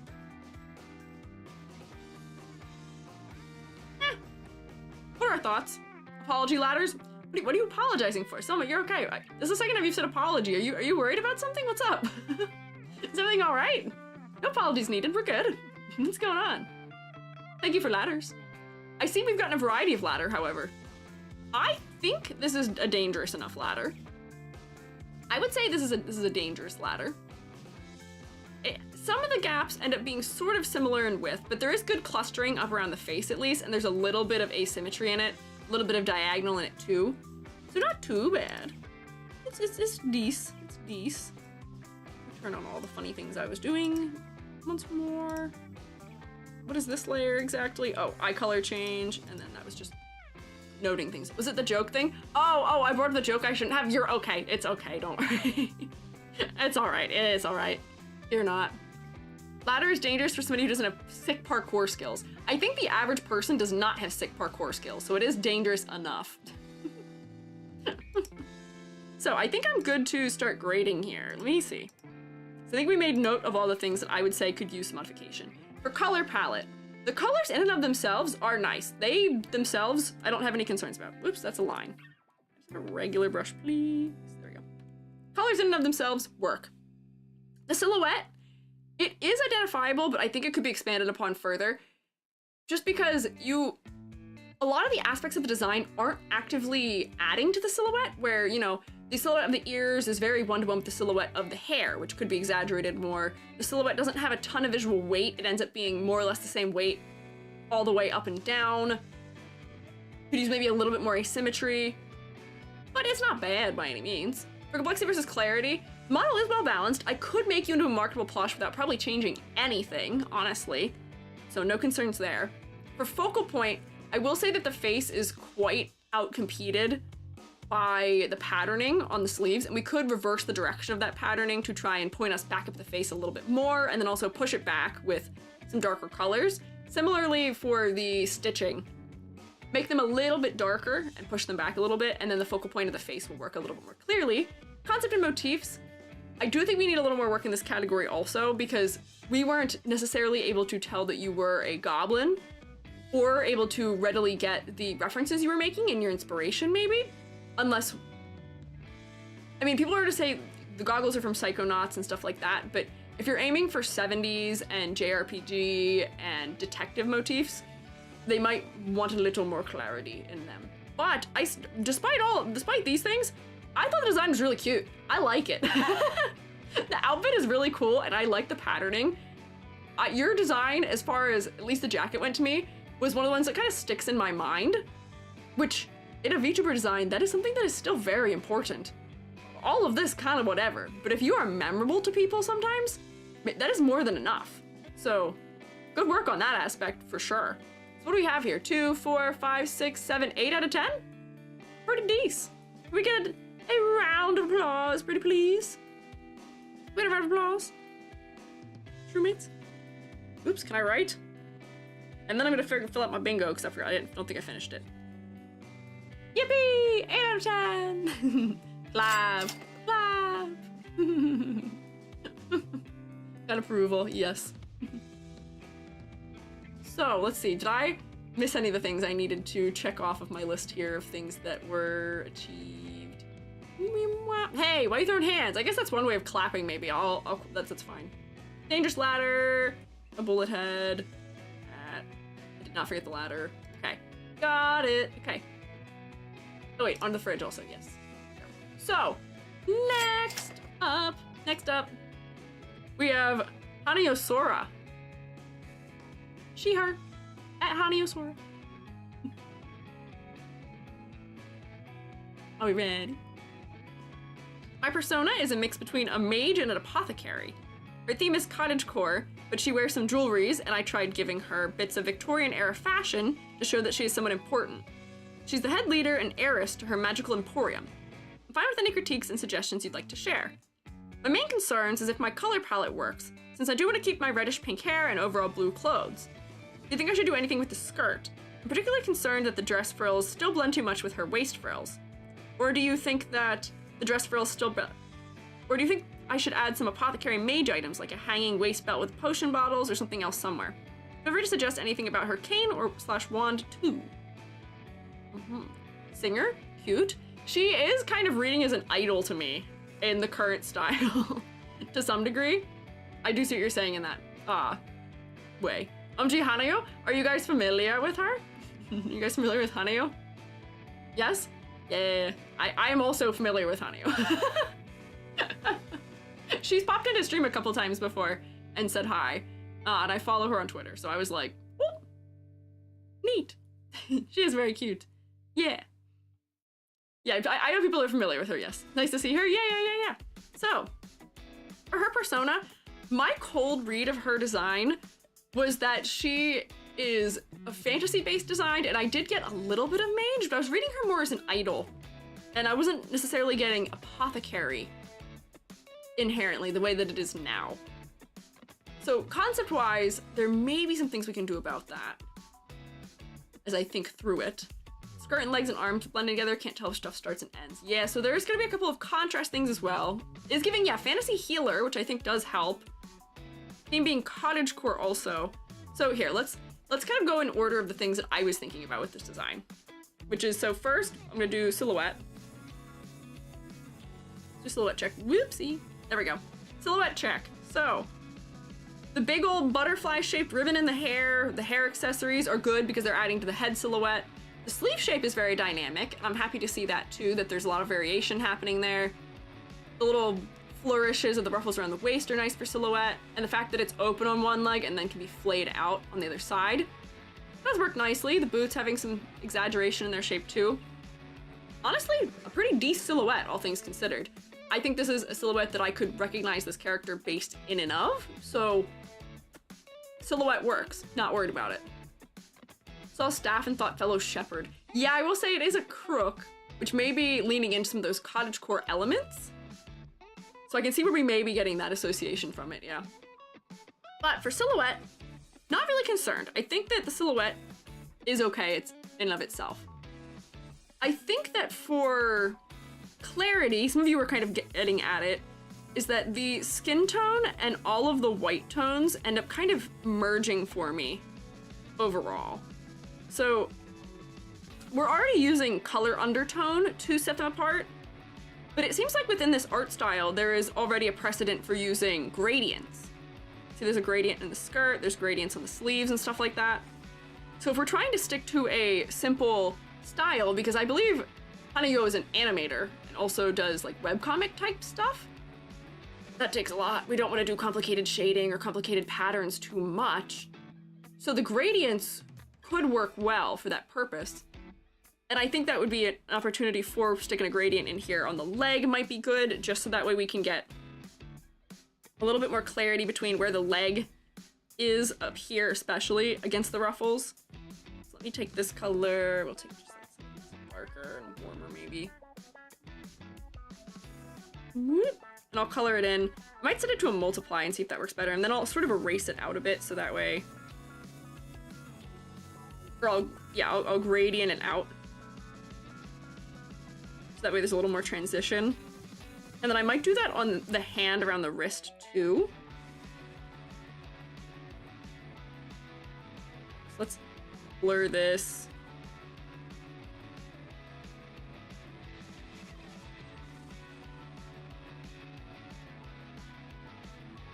Then we get the depth of the fact that the leg is therefore inside. The other thing I was thinking about, I saw somebody say also maybe, saying is that potentially we could add leggings of some sort. And I might be on board for something like that too, where my first thought might just be some sort of like gray legging. I'll set it to multiply and make it a little bit more transparent. But that way the legs, all of this white happening in the lower part of the body down here, you know, the head is still quite focal for me. The benefit of being a redhead is that, you know, we are going to look there. So we don't need to change the hair color by any means, but all of this bright white stuff on the lower half of the design can be a little bit distracting. Usually we want to do something called bottom weighting in designs, where we make things darker on the bottom. Makes them feel a little bit more grounded. Or like, even if we're just wearing like sheer tights of some sort, that could be enough to A, add clarity to the legs, and then B, make sure the focal point is staying up around the face. There, honestly, I like that a lot, the way that it is. Didn't even notice she had boot ruffles. Right, they're cute. Yeah, tight leg thing. Yeah. So that way it's just kind of gray. Yeah, just maybe some tights. That gives a little bit better clarity for the legs, and it's a flat color. For the hands, I might suggest doing the gradient thing then that I was suggesting with. Just giving a little bit of darker, warmer color and then blending it out. It's the same layer. Have I done layer shenanigans already? And then honestly, you could probably even do it like under the neck too, just those ruffles there read maybe just a tad more clearly. It's funny, usually when we have clarity trouble, we usually end up having clarity trouble with the face, but in this case, that doesn't seem to be it. Let me like blend that out a little bit, blend this out a little bit. Seems like we're going for a little bit of a softer style. And I think that might add a little bit better distinction between those areas for clarity's sake, and it doesn't have to be super overwhelming, we just need a little bit more. And then same goes for where the hip ruffles are happening, where we could just add another multiply layer here over top of these ones so that they're sitting sort of in the shadow to differentiate the hip area from the lower area. Because I wouldn't want to change the color of the ruffles, because for consistency's sake, having this blue be sort of the color of all the ruffles in the design, or not the blue, the white, does just make sense visually. So I'm realizing the easier way to do this instead of blurring it would just be if I used the airbrush to erase it. That's okay. But then if I do that, it might be too similar right now to the color of this shading here, so I might go wait and just increase how dark the shading is here. We're gonna have the shading. That way I can see the edge of those elements a little better against each other. And even down here, like, you know, this is on top of that. One of these elements could just get pushed back even further by being darker. And my suggestion for it would be this backmost area. So I know that this is on one hand just trying to be flats, but we do need to make sure that the flats have enough polarity against each other. Ruffles read well as petals. They do read a little bit as petals to me too, which is nice for sort of the fantasy aesthetic. There we go. A little more depth, little more clarity. So now the ruffles on the front of the skirt stand out better. Get a little more depth, but the skirt, the dress is very cute. My other thoughts for the clothing might be that for me, this pattern that's happening on the shoulder is so small and detailed compared to everything else that's happening here. It almost looks like it might be a brush that's being used because it feels like it almost doesn't fit stylistically with everything else. And honestly, for the way that the rest of this design works, I feel like we could do without it. Is it cute? Yes. And maybe we could keep it if we toned it down a little bit. I could just make it less bright, because maybe the reason it feels like it's a little too much is also just because it's so contrasty against the darker color. But I almost feel like it's not necessary. Removing it doesn't change anything for me. The flowers are already elsewhere. The flowers are already happening in shape language where I think they're better executed. But if we want to keep them, if people want to keep them, then I would suggest to just make them darker, closer in color to the fabric around it, so they're a little bit less high contrast. But I think that clarity might be good still. Maybe more simple, like Dutch or similar culture embroidery, where it's simple shapes. Yeah, it's just too detailed, too intricate, especially given how much more general the rest of the design is. I saw people saying also that they want the bow on top of the head to be pink like all the other bows throughout. And I'm kind of torn about that. We can try it. We can try making it pink, like the other bows are. But I kind of like it being white, and the pink bow in the center almost feels unusual to me being pink. Might be a color proportioning thing. Or I don't know if I like that better inherently. I don't think it needs to be the same color as the rest of the bows throughout. I think it's okay. That apothecary, I don't know, show had a lot of flowers, so I can see why I would want to keep it. That's complex. Look better with the floral design. We do tend to, as people, just like details sometimes, which is okay.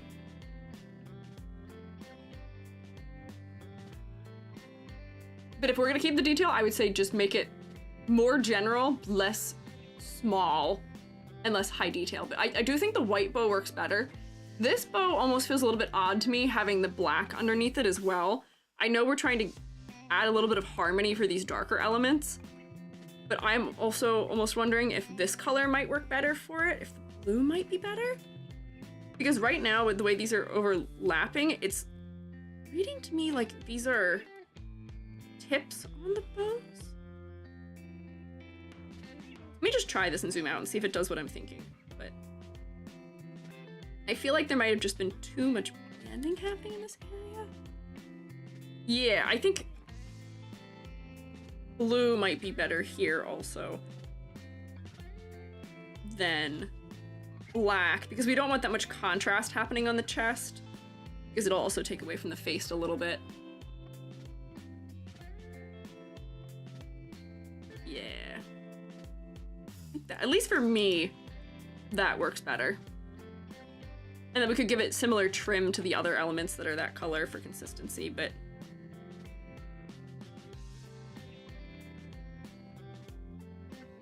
the black was just a little bit too contrasty, maybe. So then, those were just sort of the general art end of things of, you know, silhouette, color, proportioning of those sorts of things, contrast. As far as the concept goes, that tends to be where we spend the longest amount of time. There was a variety of people saying things about, you know, the apothecary element, mage and an apothecary. I can see the mage element. We tend to associate corsets with mages and, you know, little black boots with mages and some sort of staff with a mage. So I don't think we're gonna have trouble recognizing that once we've been told, but just on a cold read, I'm not sure I would have gotten either of those things inherently. Especially once I looked at the staff more, I was thinking more and more about it looking like a crook, and then getting some of the sort of cottagecore elements you were intending for. That ended up pushing me to thinking, oh, okay, maybe this is just a like pastoral or like farming-esque like idol outfit, potentially. Shepherdess, yeah. So that could just be a critique of the staff's shape, because I think that's the like sort of, you know, the final thing that pushes me into thinking that, where maybe there is a different shape that staff could take that wouldn't feel like a shepherd's crook, and therefore, you know, we are getting cottagecore, but not so directly that that's all we can think of as it being. Needs more snake with wings to lean more medicinal. Yeah, if it was more snake-like, it could. Staff shape still reminds me of a healer weapon from Final Fantasy XIV. Ah, okay. If that is a specific weapon, very JRPG mage, I know that they do use that shape for mages. Like, I am thinking of Final Fantasy ones that do use that shape. I wonder if it's the size. The medical staff would fit 5. Yeah, not necessarily. Hang on, so let me... It's the combination of things happening here that's making the mage staff... hang on. Don't do the shopping. Feel that way. Let's see. Where, like, you know, we have this sort of, like, crystal element happening on the chest. Hear me out here. If we take this emblem... Because it seems like it's important to the design in some manner. To me, I'm looking at it and almost getting, like, a blue raspberry type of reference just from the shape of it. But if we take this and copy it, whoops, it's not on this layer, copy it, and maybe paste it below, I can rotate it. Oh, it's gonna be like skewed and at an angle, but like, you can... Oh, wait, hang on, wait, I'm gonna try and make this work. So I think what might make it read more as a mage's staff is if it has that sort of crystalline aspect to it, like jeweled aspect, maybe? I'm trying to figure out how I would merge these two items. Where maybe this can still stay white. Give me a color layer, please. Oh, it's too dark. What if I go like this and go add glow? Too much. I don't know how to... I'm so good at making things darker. I'm so bad at making things lighter. Should be, yeah, color layer. I'll make it brighter in a second afterwards. But by adding this to the shape of it, it makes the crook aspect maybe less intense. And I'm thinking of, I think it's Yuna's staff from Final Fantasy. But if bigger flowers want it sort of wrapping a bit lower in the staff, maybe we could just replace it, this hook, with this element also. But the thing I'm trying to do is like merge them almost, where what I want this to look like is like these are just the same object. Maybe it would have just been easier if I did this.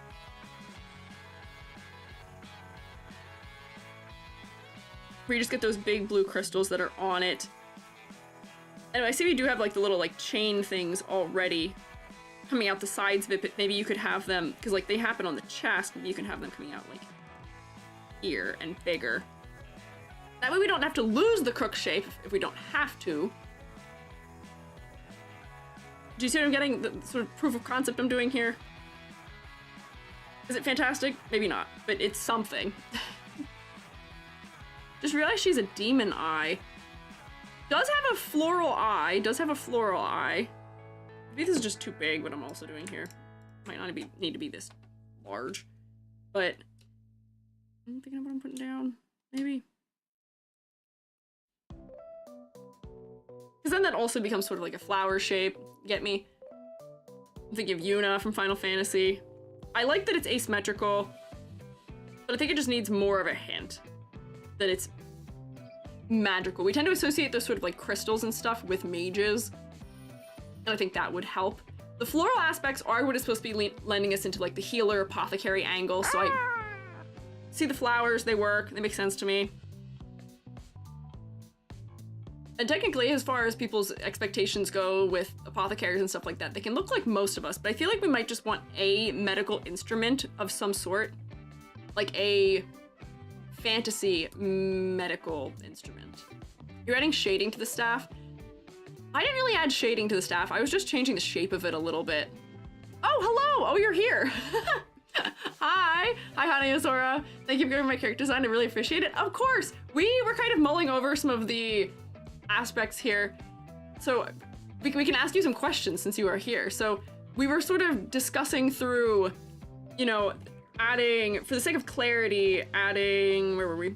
Darker leggings potentially, so that way we could see the ruffles of the skirt more clearly against the skin tone. We darkened in the back of the, whoops, that's that layer again. We darkened in some areas around the hands because we were sort of losing the skin tone against the whites a good bit, and then just darkening some of the deeper shadows. But we were trying to figure out a good angle for, because we were sort of ending up with the cottagecore element pushing us too far into shepherd with the mages like crooked staffs. We were just kind of thinking of miscellaneous ways of modifying the staff so that it was more clearly mage aligned. We're getting some like Final Fantasy associations from the staff, which would get us in the right direction of healer and apothecary and those sorts of things. So we were just sort of working through that. What was my question? I had a question. Where's my question? It'll come back to me. Listening harm, print of stethoscope might be a nice tool. Yeah, we were sort of saying that we think maybe some sort of tool that relates to the apothecary practice might be nice. I don't necessarily want you to go down the route of like the hanging waist belt with potion bottle thing, because I feel like I see that too much in VTuber design, and it almost ends up being like, it's just the thing we use to signify it. It's like a shorthand for, I'm a mage, I got the potions attached to me. Like, I feel like there may be more clever ways we can depict that to a viewer, but I am not familiar with like apothecary practice, so I'm trying to think of something I could add to it. Okay, I agree, I don't want to add the apothecary belt. Yeah, no, you had mentioned it, I guess you did submit this probably a minute ago, but I wouldn't want you to have to add that. Mortar and pestle, see, but mortar and pestle. Those are big rock objects to just attach. Oh, hi, Ocus. Magic ring, maybe in some manner. Non-flower plant motifs could help. That is true. I guess if, like, because there is sort of a current plant motif being, like, I don't know if that, is that a cherry blossom or a peach blossom because it's white?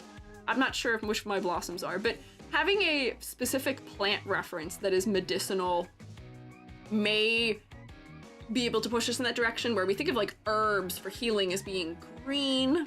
I don't necessarily want to add green to the color palette. We're sort of working through it. Herbs, do you love flowers? Yeah, they are really pretty. Generic blossom. So here maybe the critique then is, generic blossom, no!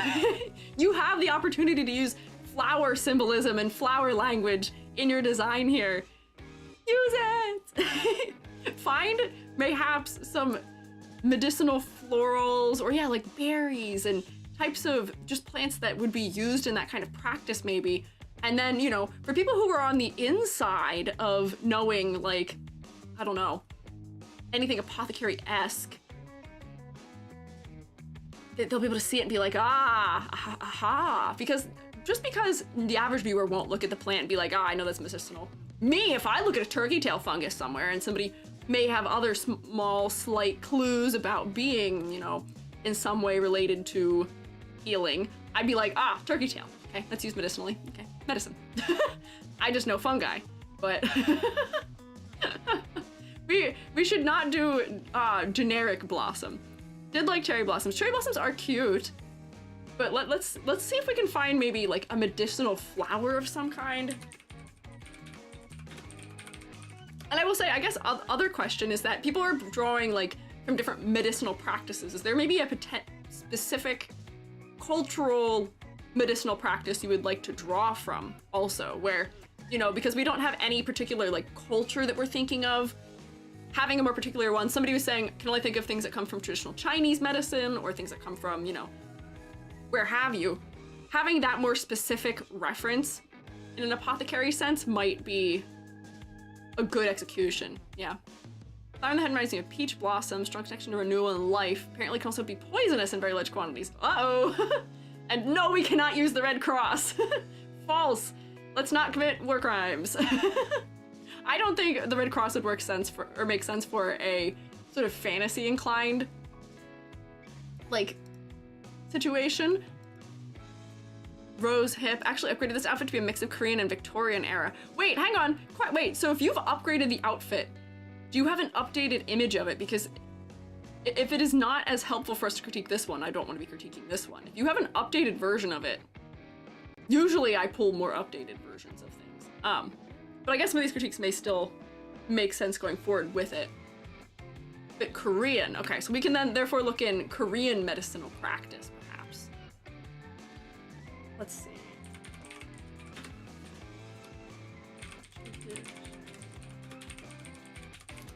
And draw things from there. Yeah. Play me not to eat too many peach blossom mochi creams. Maybe. Hagfish. Ocus, what? Ocus, what are you talking about? Is that on topic? Hagfish? Is that used medicinally, or are you just miscellaneously suggesting hagfish to me? Korean medicinal. Okay, I see. Okay, see, here's the thing. I never know with you. It's totally fine. I have a way to share my updated version right now. I actually know it's a thing, so I don't mind talking about this one. That's okay. I mean, historically, people have just like sent me things via the Discord server that I have, and other things like that. But if it's something that's like under wraps or like quiet right now, then don't worry, it's okay. But as long as these things that we're saying about this design are still helpful to you, that is kind of what my hope is. So I just want to make sure we're being useful the way we can. The streammates never go off topic. Roku, that is just plain old not true. Love to share my updated version privately with you. Ah, okay, I see. You are welcome to do so. You're welcome to do so if you wish. But we can keep focusing on this one. Live, at the very least. Little mage healer getting her hag on. Okay, so you're such a wild card most of the time.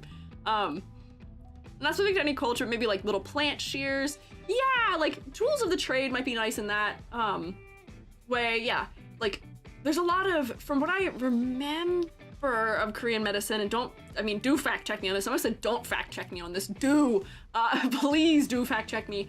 I believe from knowledge from one of my friends, a lot of medicinal, like traditional medicinal practice in Korean medicine was like from like root type things. There's acupuncture, there is herbal remedy, but also roots.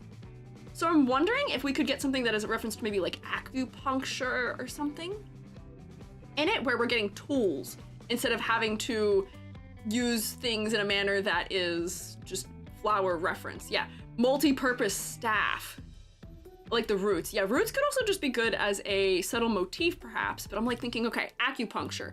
Does the staff maybe instead of having a weighted bottom on it come down to a much sharper tip, and we do like hair, like a pin type situation in the hair somewhere, or just pins in the clothing that can be used for acupuncture, or, you know, things like that. Make this, yeah, staff acupuncture. Or root type motifs in some manner, where, you know, we already have these sort of corner motifs that read slightly floral, but what if instead of having them read in a floral manner, they were reading in like, oh, but that's gonna sound Celtic, hang on. Like having, you know, them do the sort of like meandering quality that roots have in some way, where it feels a little bit more like earth-based, just subtle things. Subtle things. Bag of dried lizards. I mean, maybe, sure. We could do that. I like that idea. Wait, the bag of lizards? No judgment if you want bag of lizards, but it could be any of the things, maybe. Snakes on the staff. Snakes on the staff could be, I believe snakes on the staff are not inherently a Korean reference, unless they are and I'm mistaken, but to me that's more European in the reference for medicine. Mushrooms are always an option. That's true. I don't really know about mushrooms use in Korean medicine, but I know a bit about them in Japanese medicine. Those are not the same, but But yeah, snakes are Western. Different plants between blue and white skirt at the bottom. Oh, down here? That could be a nice area where we could have some of those more medicinal elements hanging out too, where if it's like, okay, what if, hear me out, dried florals of some sort.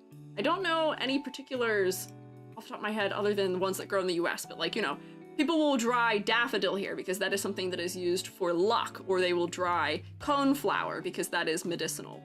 There have to be some other medicinal flowers, but what if, in order to clarify this region around the hip and also so we have some interest under here, we could have some florals that are of those kinds, you know, peeking out under here. And even if they hang down maybe just like a little bit further, we can get the greenery of them, perhaps? And that covers that region. Potpourri. Maybe potpourri, yeah. Balloon flower. More blue flowers. How about lavender? Yeah, lavender could be an option. There's a whole slew of potential plants there could be, and then having multiple different plants as well down here. Whoops, hang on. Unclip that. They don't all have to be the same color. I don't know if forget-me-nots have any medicinal use to them, but I know they're a nice color. Periwinkle has some nice color too. But then we can get sort of that like dried plant, like green, brown, pastel color under here as like, you know, little bits that end up sticking out in some ways. Found a list of flowers being used for herbs. Candula, chamomile, elderberry, hibiscus, holy basil, tulsi, rose, and valerian yellow, or yarrow, which have colors that match. Yeah, there's a good list. There's a list for you. Hibiscus, the national flower. Maybe also, yeah. Things of that nature, I think would be good to incorporate, because I feel like if we just up the floral element, add a little bit more of the things that end up being references to roots, things of that nature, you know, have the staff reference the acupuncture or having little pins or needles somewhere, that may be enough that we can reach that. Oh, maybe I just, instead of doing that, I kind of like the weight. Whoops. I like the weight at the bottom of it, but what if I just lengthen it and make it much pointier? If you go from something that's super wide to super narrow really quickly, it makes things feel sharper. So that's how we get our super, super sharp acupuncture tip onto the staff, maybe, in an interesting way. Question, do you think the blue and pink clash with my red hair? I really want to keep those three colors, but I kept struggling with putting them together. No, I don't think they clash at all. I am a known red hair lover. That's like a key trait of me. I never want characters to stop being a redhead under any circumstance, but I don't think they clash at all. I really don't think they clash at all, honestly. We were having a little bit of like location things happening with the pink, and also some of the black feeling like it might have been just a little bit too much, but not even in any way on my radar was any implication of changing the hair color or the clothing color. It was just taming down a little bit of the black elements. Yeah. Thank you, silly. I'm just a little silly. I'm just a little silly. As a treat. Can be purple as well. Bellflower, balloon. Be good. Medicinal and also pretty. Yeah. Those types of things. So, as a general slew of things, the general notes were, make sure that we're maintaining clarity in the lighter colored areas of the design. Make sure that we are getting the reference to the apothecary angle through having some more florals, and we're gonna maybe try and push back a little bit of the college core just a tad, because it was getting a little bit into shepherdess. And was there really anything else I had here? I think that was the bulk of what I had. So what was good? We didn't do a ladder test. Let's do a ladder test fast quick. Woo, get rid of everything I've done for just a second. Oh, we were also talking about, we're sort of torn about the floral elements on the collar of your shirt because the patterning felt like it was just a little bit too detailed for where it was. Either I think the pattern needs to be bigger and more simplified, or it needs to also be darker, less contrasty, or could just potentially not be visible. Hello, thank you for following, but I cannot say your name. So let me do a ladder test real fast quick here. Let's see, pick a color that's not in the design. My two colors I use are red and blue. Purple. I see. Yeah. Oh yeah, some of the clarity stuff does become more apparent too once I put it back the way that it was. So this is sort of an asymmetrical one here, maybe here, maybe here. Your capelet is cute. The bow kind of has a couple neck, chin, eyes, floral elements. The bow is kind of all on one side. Did I miss any division lines I wanted? I don't think so. Ladder thoughts. Ladder test. Ow. Yeah, spear me with ladders real quick. Crucify me with ladders. Thanks. Ouch. I think I agree. The bulk of the decisions here are that this is not something that could possibly be climbed. Big old gap at the bottom. We did knock out all the rungs. We've got some asymmetry in the bottom especially as well. No good handholds here. Good variety of placement, good asymmetry. Major ouchie alert. Especially me getting pelted right now. Ah! Roommates, I got it. We got it. We got the ladders. I would say you passed your ladder test as well. I think we can grade. I think we can grade. I think we made the suggestions we needed to. So for color palette, actually those things will be in clarity. Freeform. Are you sure we can add more to the ladder fund? If you make me an Eldritch Nightmare, then I'll accept things towards the Eldritch Fund, but normal EG does not need things for a ladder fund. I get it, I'm short, but we don't need to make it, it doesn't need to be that. Okay, now you can donate, that's fine, that's permitted. Thank you, Katana Spirits. You got original ladder EG anyway, so here you go. Ladder EG is going to decide upon the grade for Aneosora, which is to say color palette. The colors themselves are nice and coherent and work quite well together. I'll do this in my silhouette. Strong, no notes. You may keep making offerings of ladder if you so wish. Complexity versus clarity. There were some clarity troubles happening as a result of the colors. So we do need to do a little bit of clarifying of the lighter tones specifically. And there were areas that might have been a little bit too detailed. For focal points, the head is very focal, but the legs and all those bright white areas were getting kind of similar. So in a way where they were starting to compete with the hair color. We're gonna be careful about that. Once we push a little bit of them back, add a little more depth in the darker tones, it'll work a little better. For concept and motifs, I do think we might need just another nudge in the apothecary department, but otherwise you're hitting this sort of fantasy-esque area. All hail my eldritch parent. Thank you, Gary. Thank you, Gary. I'm glad you are supportive of me. And then I also put you on the fridge because I just liked your design. I thought you were cute. Call it the redhead bias, if you will.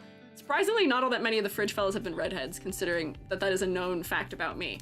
But 2, 4, 5, 6, 7, 8, 9 out of 10? That's a pretty good grade. Go work. You're still making donations of ladders, and I appreciate it. But could we be making donations of clapping, maybe? Can we donate clapter? Clapter. Oh. Not even the Eldritch God can... Not even the Eldritch God can... maintain order here. Oh no, my understanding the English language, tentative at best, unfortunately. This is not right, get rid of that. Make that still be there. Where were my things I was doing to the staff? Have I brought everything back successfully? Nope, not that. Thoughts about that are there, though. There we go. Thank you for clapping. Round of applause! 9 out of 10! Yippee! That's a very respectable grade. And that I am blocking with my big old boot of a head. Clapped her, clapping, laughing. Shh, move past it. Shh, I said nothing. You heard nothing at all, even slightly. Also, thank you for submitting. Thank you for submitting, and also thank you for appearing. These are always much more helpful when the people who are in them are able to give us like the live feedback at the same time. I wish it was easier for me to flag people down for it, but it's a lot to organize. But thank you for stopping by, also. Do you have any mushroom tattoos IRL? Me, the Eldritch Nightmare you see before me? No. I don't. I don't have any tattoos IRL. I'm afraid of needles. I fear needles. Even in my Eldritch being form that I am, I should fear nothing. I do fear a couple things. I fear being forgotten, I fear needles, I fear heights. No wonder I'm so short. None of them. Quick question, how do I send you the updated version? Do you mean to pay you? Oh, well. Great question, actually. Honestly, under most circumstances, I just like to snoop. If I'm not doing full critique stuff for it, if it's more so quick snoop and be like, thumbs up, yep, keep doing those things and that kind of stuff, then you can just send it to me via like a Twitter or a Discord in some manner. If it's something where consultation is still needed to a more extreme degree, resubmission in the form or VGen or other places, I might have to get back to you and answer that. I might have to get back to you on that. Eldritch, no fear, needles exist. 1 fear. Actually, I just gave you 3 fears, actually. Needles can be handled with lots of snacks and stuff to clutch while pretty ink is applied. No. I've got high pain tolerance, but just the thought of it. I also, can I tell you something? I fear permanence. Wait, hang on. Why do I have 1 long finger? Has that always been the case? Okay, thank you. I did upgrade the dress a lot. I'm intrigued. I am intrigued to see. I don't know why I have 1 long finger. I don't think that's always been the case. Did I always had a long finger? Is Elder GG learning new things about themselves right now? I don't think that was always true.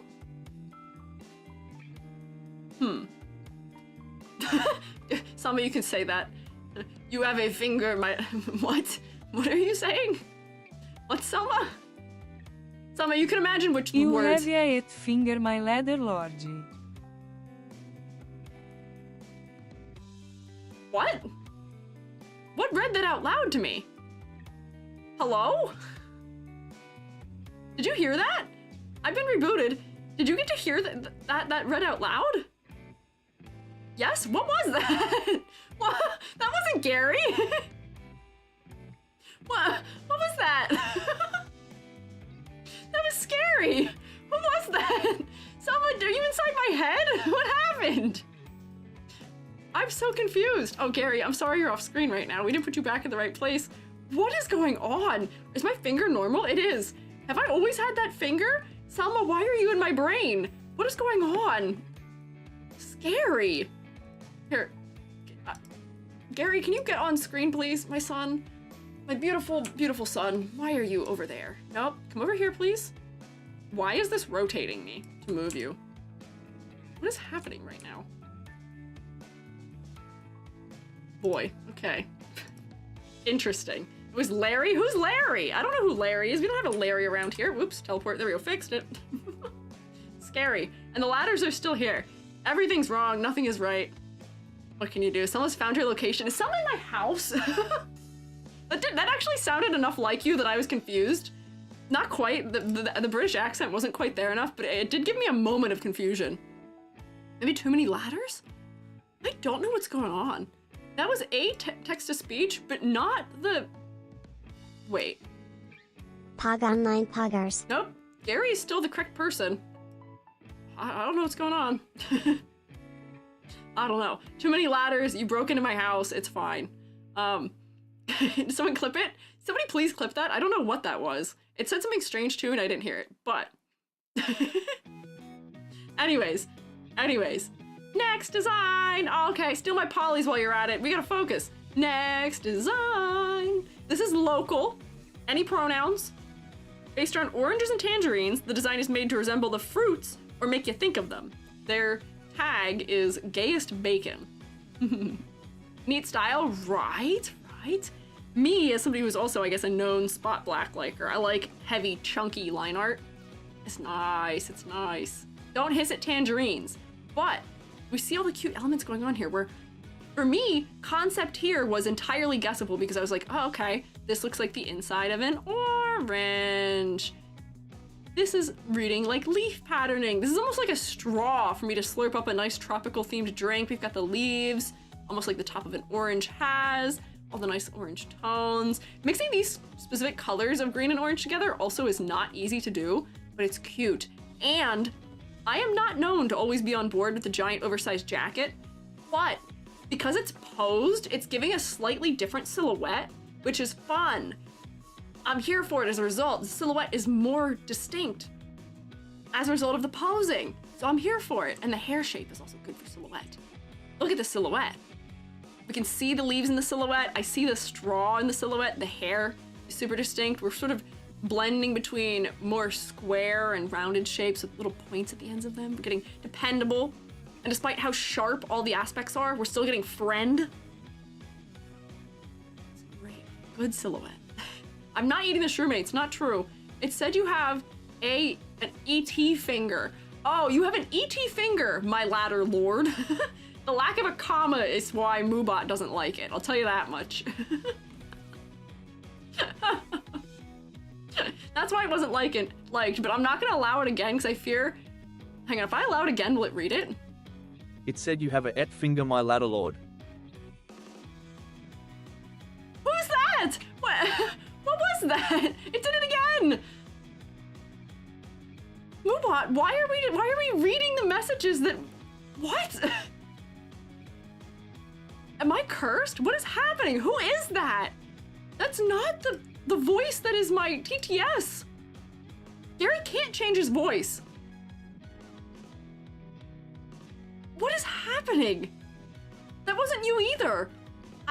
Moobot, pardon me, but you shouldn't read the things that just because I permit them in the chat. Oh. Hi, Rusty. Puberty. No, that's not Gary. It's not Gary.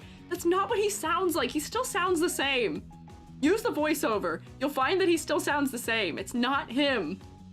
It's someone else, and I think it is coming from VTS Pog. It would have to be, wouldn't it? Gary's mouth moved? What? Hang on. What?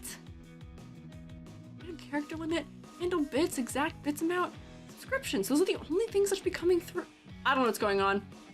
I'm scared. I'm gonna ignore it. We're gonna look at Local, who has a very good silhouette. The color design is very nice. This bright orange for the hair is leading me up into the face where there's more of a moment of a rest with these browner tones and the green tones. Not really, don't acknowledge it. True, I'm not acknowledging it, it's not real. It's not real. Color, it's nice, it's harmonious. It's not a common color palette I see, but honestly, it works pretty well for me. It works pretty well for me. The only thing I think I would say is that focally, the most vibrant color happening in this design is happening in the greatest quantity in the shins. So I might do a classic, let's see, I might have to take like, oh, what color do I gradient this with? Let's find out, let's see. Maybe like something here? I'm gonna do a sweeping gradient from the legs up to try and push the focal point more to the face from the legs. And like that kind of works. But I don't think I'm satisfied with that as a solution.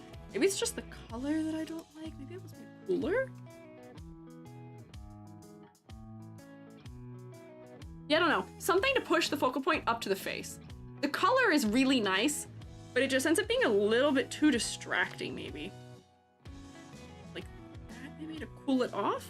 A little bit more neutral. That way all the vibrancy is happening mostly around the face. Yeah. Galaxy brain choice. We all know most viewers naturally look to the feet. Freeform, that's not true. That cannot be true. No. Can't clip it, time passed.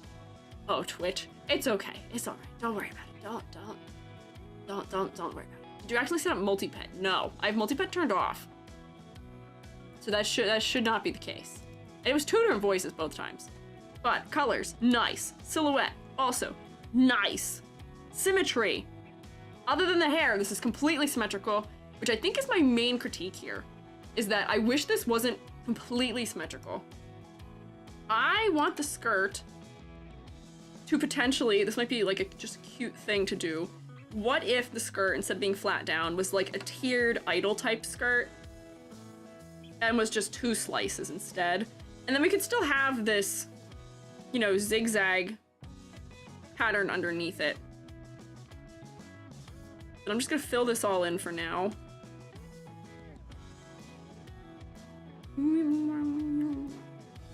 There we go, and then give it an outline.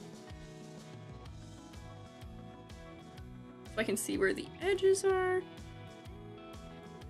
I'll still make it like nice and angular like everything else is. This, maybe one of the reasons why I like this is because this is almost the way I do line art for my printmaking. I am not capable of drawing really nice, smooth, sweeping lines, so I tend to make stuff really angular. I tend to like that. So if I do this and then hide it and use this color and make them come from like out to the side instead, like this, give us just a little more asymmetry and definitely refine these shapes. I'm just doing super general orange shapes. But that way it's not completely symmetrical anymore. Get a little more variety. Yeah, like the slices, But then also, as we look at this even further, like the top is very clearly mimicking just the inside of the fruit. You know, all those little packets of juice that are inside when you look really close at an orange.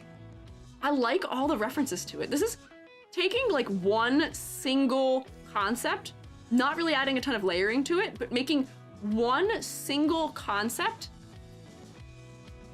and taking it to like the 100th degree. Taking every single little bit out of it that you can. We're referencing the shape of the fruit itself. We're taking the colors, the leaves, the internal like fleshy fruity part. All of it. We've made it a beverage almost by sticking a little like straw shaped thing in the top. It's good.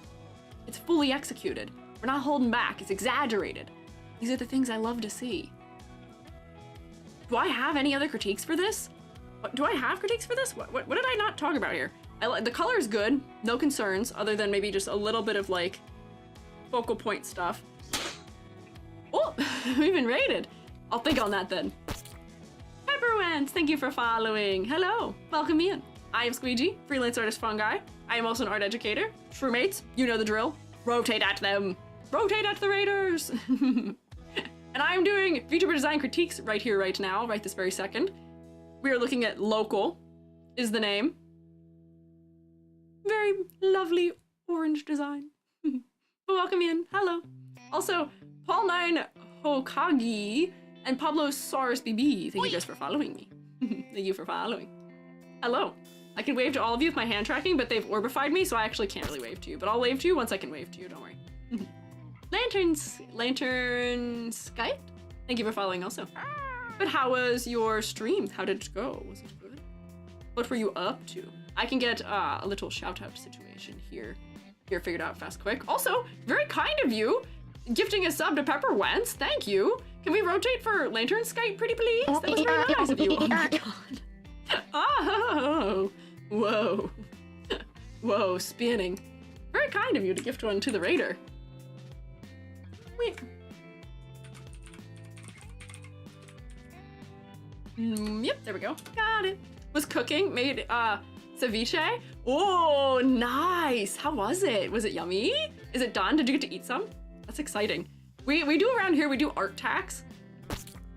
And boy, if that is not how you say, what? No, EG? What? Huh? What? It's really good. What? It didn't shout? What? Huh? Huh? All caps? Fear? It was really good. I'm still eating though. Well, that's good. How was it? Can we see? We do art tax around here, so we like to snoop into things, and food is very much an art. Now we can have like an actual snack. We do make snacks. You done question mark instead of Oh, it didn't. Oh, thank you. It didn't shout out. Oh, whoops. It was supposed to be slash, not question mark. You're so right. I didn't hit the right button. Thank you. There we go. Oh, hang on. Slash. There we go. Now it went. Got it. You scared me. I was like, no, EG? No? Oh, no. All is well. But, Pepper, if you or your fellows need to do things like eating or drinking or snark me memeing, please take care of yourselves. Please take care of yourselves. Please look after yourself. If you want to stick around and hang out, I appreciate it. You're welcome to. The streammates are very kind and accepting. However, please prioritize looking after yourself. Should I share the link of the picture here? Yeah, you can. Moobot might not like it, but I give you permission. I will grab it. Don't worry. You won't get in trouble. I'm intrigued. I am hungry. I have a Nature Valley bar that has been sitting here in front of me the whole stream that I've not taken a single bite of. I opened it when somebody redeemed a snack for me earlier and then did not eat it. Hi, Pearl Bell. Thank you for following. Oh, there we go. Moobot said kindness today. Thank you, Moobot, for kindness today. Let's see. Whoa! Oh my god, that looks so good. That looks good! So artistically plated too! What the heck? Look at that, Sherman! Isn't this yummy looking? Dang! That's good! I have never had this before, and I don't actually know what all the components of it are, but it looks yummy. The vegetarian in me has questions, but it looks yummy. It looks really yummy.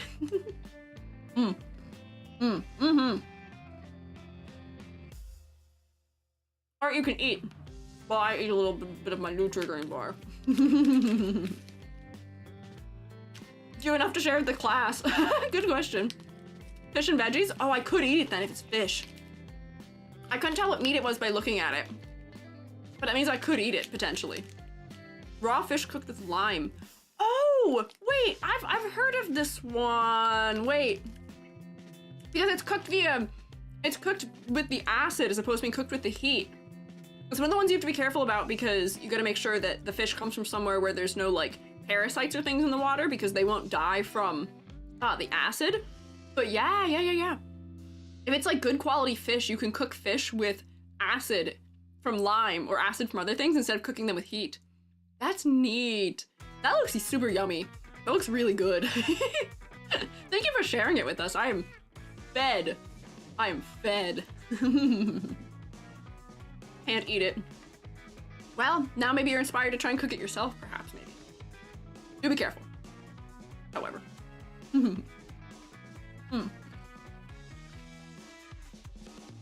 Let's snap back in here to locals. EJ, are you pescatarian? Yes. Easy answer, yes. Hard answer, I don't use that word because people assume it means I eat things other than fish for some reason. It is safer for me to just say I'm vegetarian most of the time. Also, I eat fish so sparingly, so rarely, that I also don't really count it. I ate a shrimp maybe 3 weeks ago, and that was the last fish I've eaten. Just fish, not other seafood? No, I'll eat other seafood. Usually what I'm eating is not fish. Usually it's shrimp, specifically. Usually scrimp. It's as scrimple as that. It's shrimple. That's it. Do you have a Discord server by any chance? I do! Exclamation point Discord if you would like. A shrimp is not a fish. You're right. Shrimp is bugs. I eat things that are in the ocean. Shrimpitarian. Yeah, I'll eat shrimpitarian. I also eat tuna. We make tuna salad from time to time.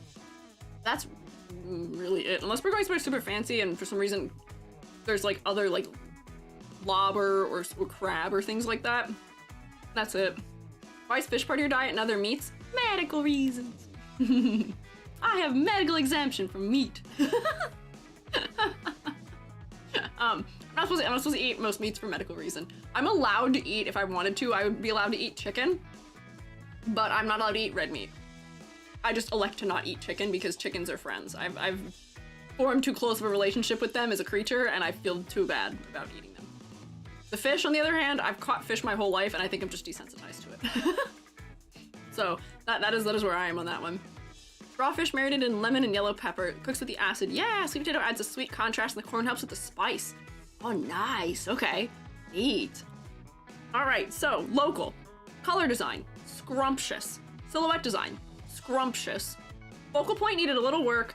We did also want a little bit more variety, so you're not as symmetrical. Honestly, these leaves could be just not perfectly mirrored images of each other also. Like, why can't we have like a third leaf here? Or maybe this is longer here, or maybe the leaves aren't perfectly mirrored. Give me a little more variety. Don't draw the whole thing with the symmetry modifier on, if ever you can. I know it's more work, I know, but variety. Variety is good. Now, would you eat a lobster with a rock? I'm not singing Rock Lobster. Need you hugging Stardew chicken fan art idea now? I love chicken. They're friends, not food. I'm like, they're friends, not food in every way. I can't do that to them. They're so cuddly. I can't do that. I'm sure there's a fish that would want to cuddle with me. Maybe. I don't know. Do you eat shellfish? I've eaten shellfish. I've eaten, because I used to do sailing frequently. Mussels were very commonly ate aboard the sailboat.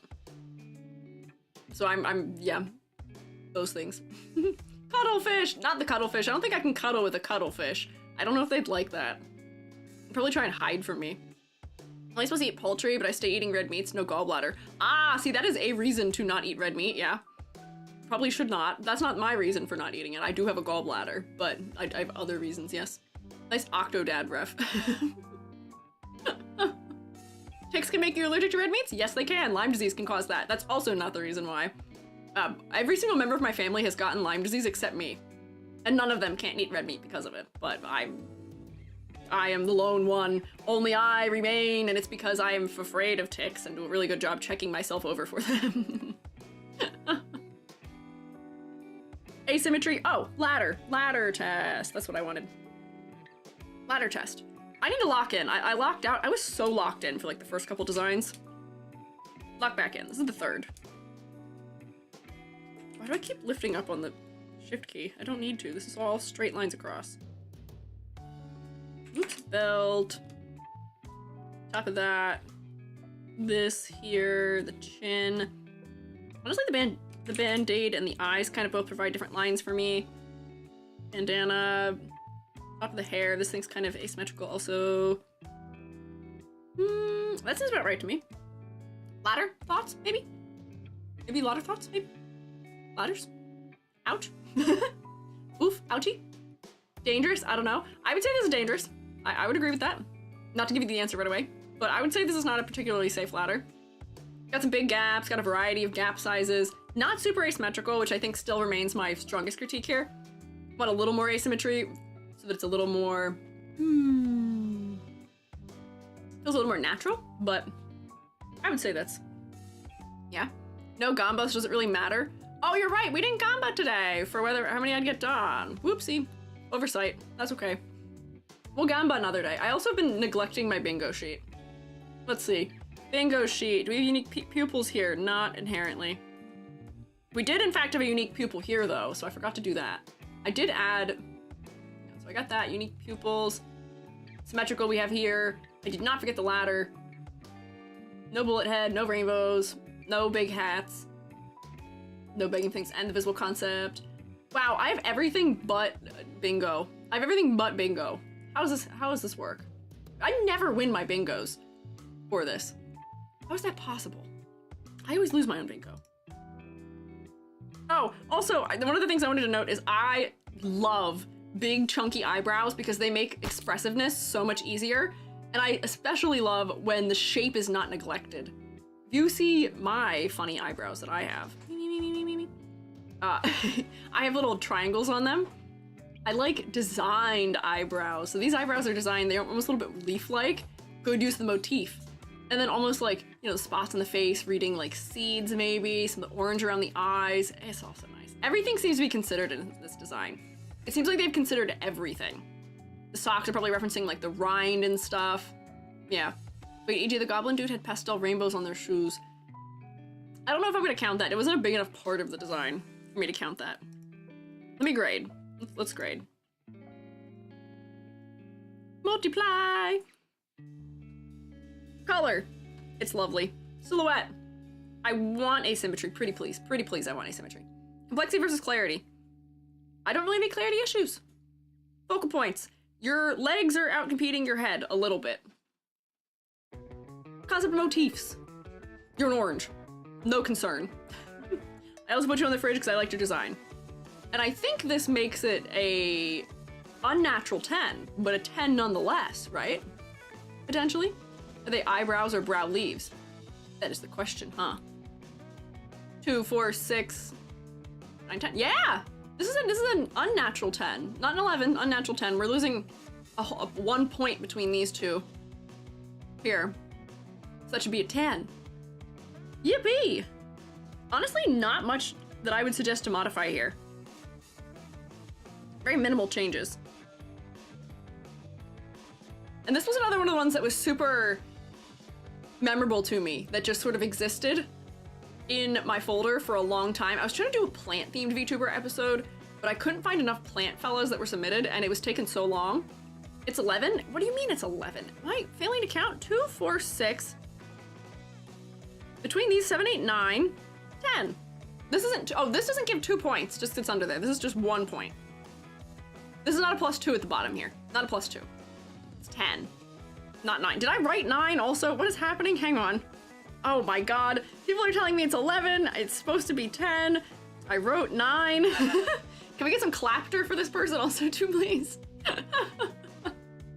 Can I get a round of applause? Can I get some clapter for this? Good work, local. Your design is very cute. We liked it a good bit. I do get that the rubric having that in that column is a little confusing, mayhaps. So, next. You'll get their EG.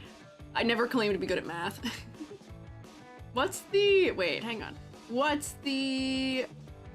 name again? Thank you for following. I'm so sorry.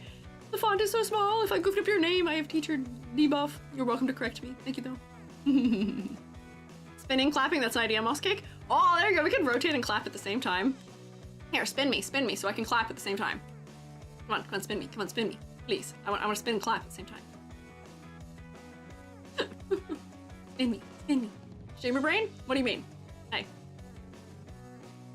Yeah. Whoa. We got several spingies at once, but they are now hidden.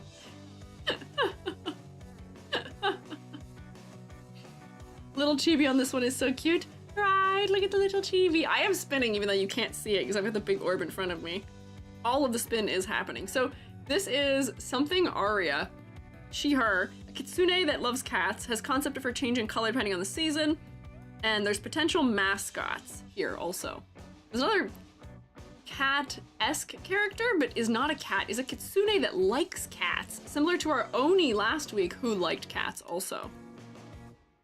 So as far as I'm aware, I think those are the only things, potentially.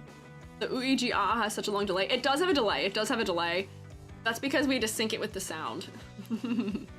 Don't worry, all of your spingies are going through. It's just that the orb you've placed in front of me is hard to see through. Potentially. Going to sleep, let me know which timestamp of my OC review. Oh. We can try our best to. Thank you for hanging out. Enjoy your snark meanies. Also, hi, Zany.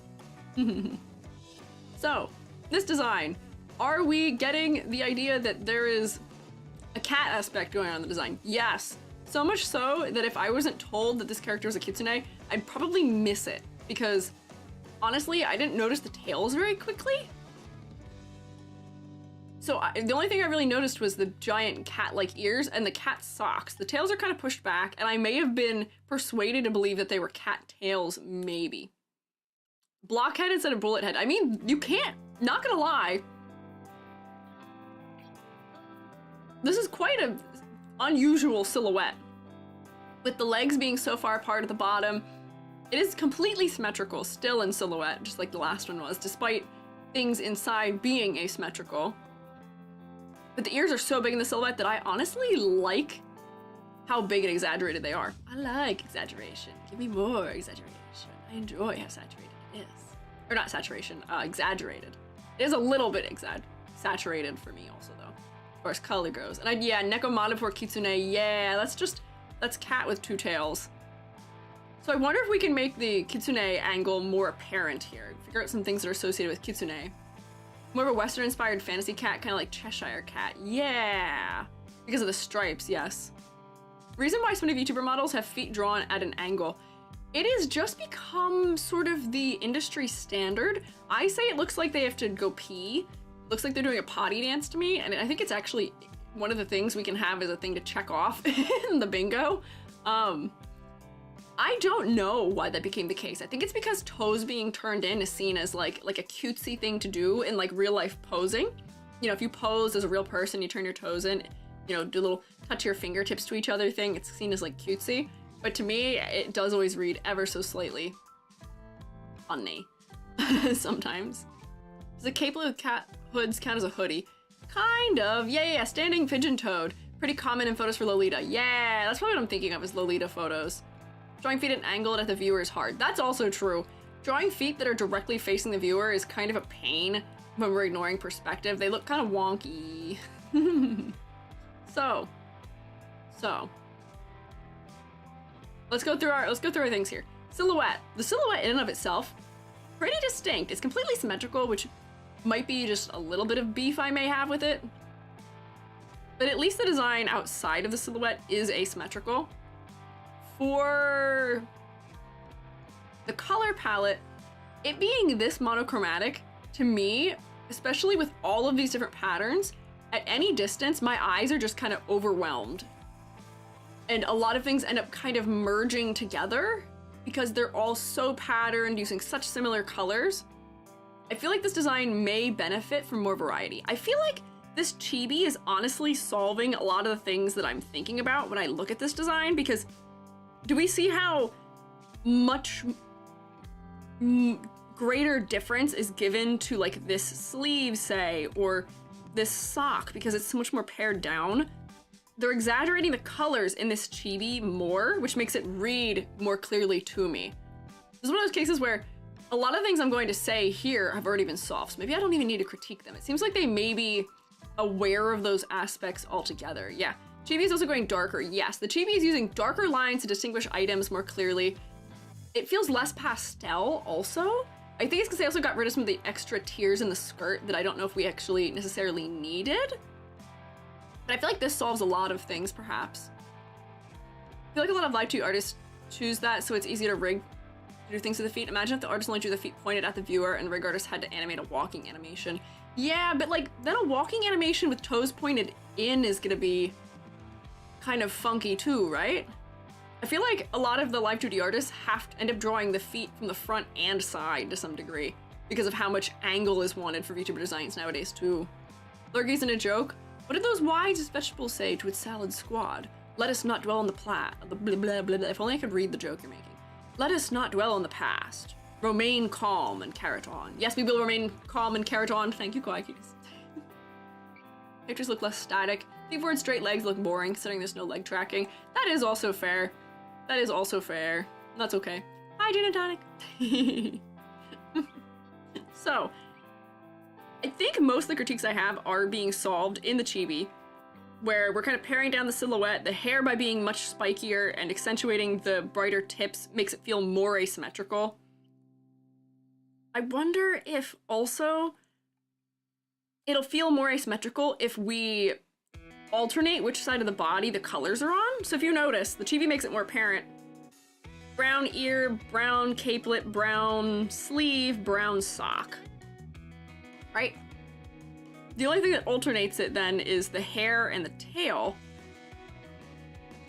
Maybe if it flipped back and forth a little bit more, it would work, but I can see why that might not be being done, just because putting this sleeve against this tail would be less clarity, potentially be less contrast. The tiptoed, or she's standing flat-footed? This I think is standing tiptoed. This is standing on toes.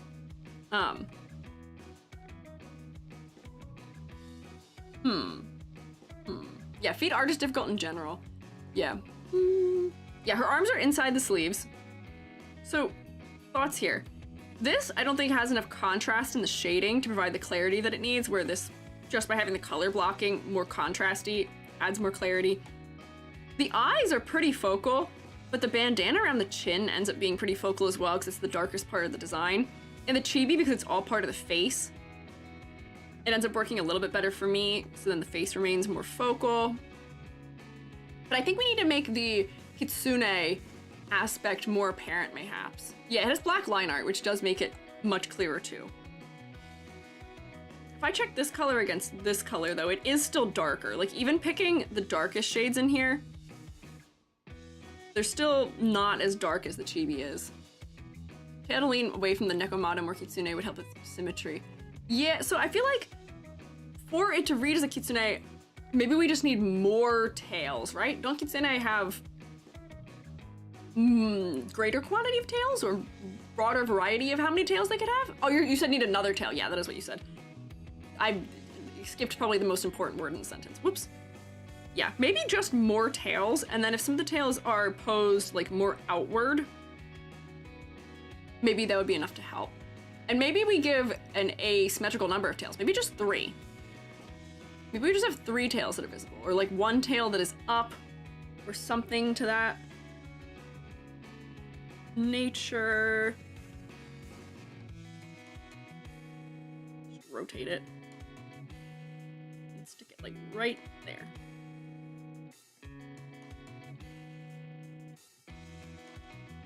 Oops, my tablet is kind of rebelling against me right now. And that would cut back on the sleeve silhouette, unfortunately, to some degree, but I think that that would be enough of a hint for us that there's more going on here. I love these. Funny that it happened 2 weeks in a row, these designs where the key concept trait is that they love another species of creature, which I guess is what we do as humans by picking to be VTubers who are something or other. But it is kind of funny having Kitsune, who is a fox who really likes cats, Oni, who is a fox who also really likes cats. Great number of tails indicates older, more powerful Kitsune. In fact, some folktales say a fox will only grow additional tails after it's lived 100 years. Okay, so she maybe is less experienced. We don't want to give her a ton if she's trying to go for, you know, more of the younger, more innocent end of it, where she's not supposed to be a wise, old Kitsune. She is a younger one, potentially. Maybe 3 is enough for that?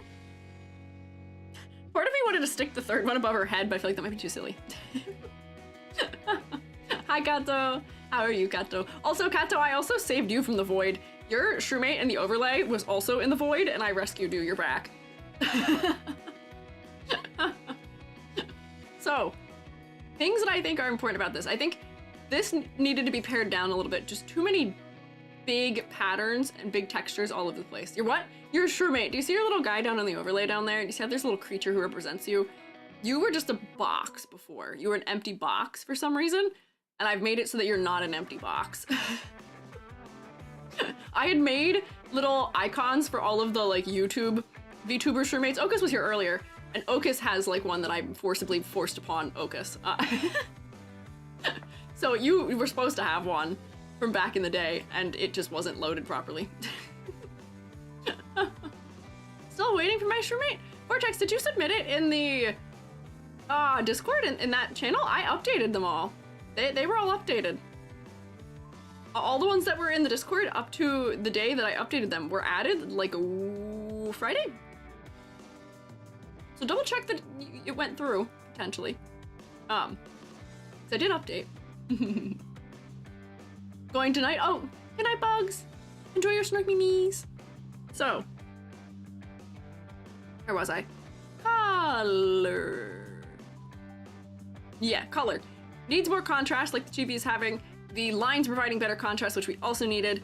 And then also, I just fear there's too much pattern happening with the stripes and the X's and the plaid, where this is sort of pared it down to just the plaid and made the X's not touching it, because everything is a little bit more compartmentalized. Stitched elements could also maybe be a little bit more exaggerated, if that's something that we want to be a little bit more prevalent in the design, because right now I can't really see them. You could make them much more like Frankenstein-y. Right now they're very thin. But I wonder, does this qualify as something that has 5+ visual motifs? Because there is the repetition of stitching, there are hearts, there are X's, there's a scrolling pattern, there is plaid, there is stripes, there's cats.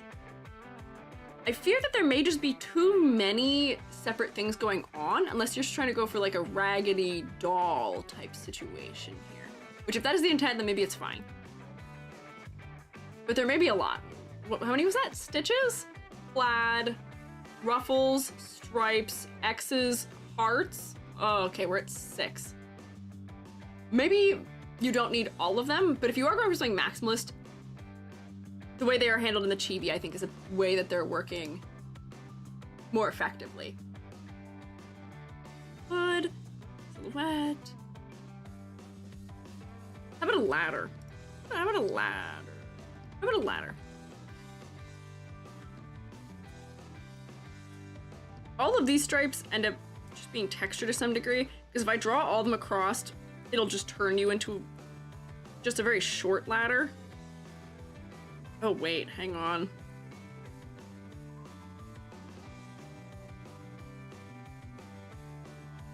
We draw this to the center of the eyes. Ooh. Hang on, I'm sort of noticing something here as I do this, which is that almost all of the lines in this that I'm drawing in the ladder, despite being really close for a ladder and having a little bit of asymmetry, these are all almost the same width, and all of these are pretty much exactly the same width. So despite it not necessarily being a safe ladder, I fear there's not enough variety in the proportioning of different clothing elements. The socks definitely aren't helping, unfortunately, but that's sort of the nature of striped elements like socks. But the fact that everything in the upper body is more or less the same width, I fear might also be contributing to some of why it feels a little overwhelming for us. Because like, if we notice, kind of what I was noticing here is like, this sits at the exact same height as the bottom edge of the shirt does. Like this ends up being exactly equidistant from like the start of the shoulders. I think some things just need to be moved up and down so that way we get more variety in the heights of things. Where like, maybe this needs to be taller. Oops, that's a line tool. Maybe you make like this taller.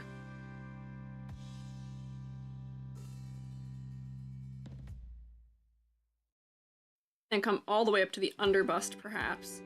That way that creates a longer shape in here. And then maybe like, okay, now it's at the same cutoff edge as the sleeves are on. So we have to move the sleeves a little bit in some way. I don't know, a lot of details, same-ish intensity across the design. Yeah, it makes the details sort of blur together overall. But here's the thing, the chibi actually, I think, has even, hang on, let me do it before I say, but if I draw a division everywhere there's a major change in the clothing on the chibi, I fear it is also still really climbable. Like that is a very climbable ladder still, for the most part. I didn't even get with the eyes, but that's still very climbable for the ladder. So that does show that this issue is still happening even in the chibi version. That just means that we need to make some things higher and shorter. So common lines sort of accidentally overlap and confuse your eyes converging. Tangents? Were there tangents? I don't think there were tangents. I accidentally am creating almost a tangent here, where I might want to make this less of a tangent by dropping this down. So that way they're not sitting at the same height. And then maybe these could be higher or steeper in their angle so they feel like, whoops, hang on. So then they aren't meeting at like the exact same place where that is. But just generally, I think how thick things are needs to be modified. Yeah. And then like the scarf would probably be partially solved by just bringing the chin in front of it. Because it is also maybe just a little bit too focal as it is now, because it's so dark, but putting the chin in front of it will make the face come forward to us a little bit more, and then changes almost where that line sits a little bit to more sitting where the jawline is. maybe these hood shapes need to sit a little bit higher, then as a result, just maybe changing the height of one of the socks, having the hood clasp be off center, like how there's a slit on the skirt. Yeah, like, not everything has to be perfectly aligned here. We're like, you know, if we're gonna do big, baggy, oversized sleeves in some way, you know, what if this one is sitting higher and this one ends up like, you know, coming down here like this and sits lower because it's sagging, you know? So that way there's just a little bit more variation.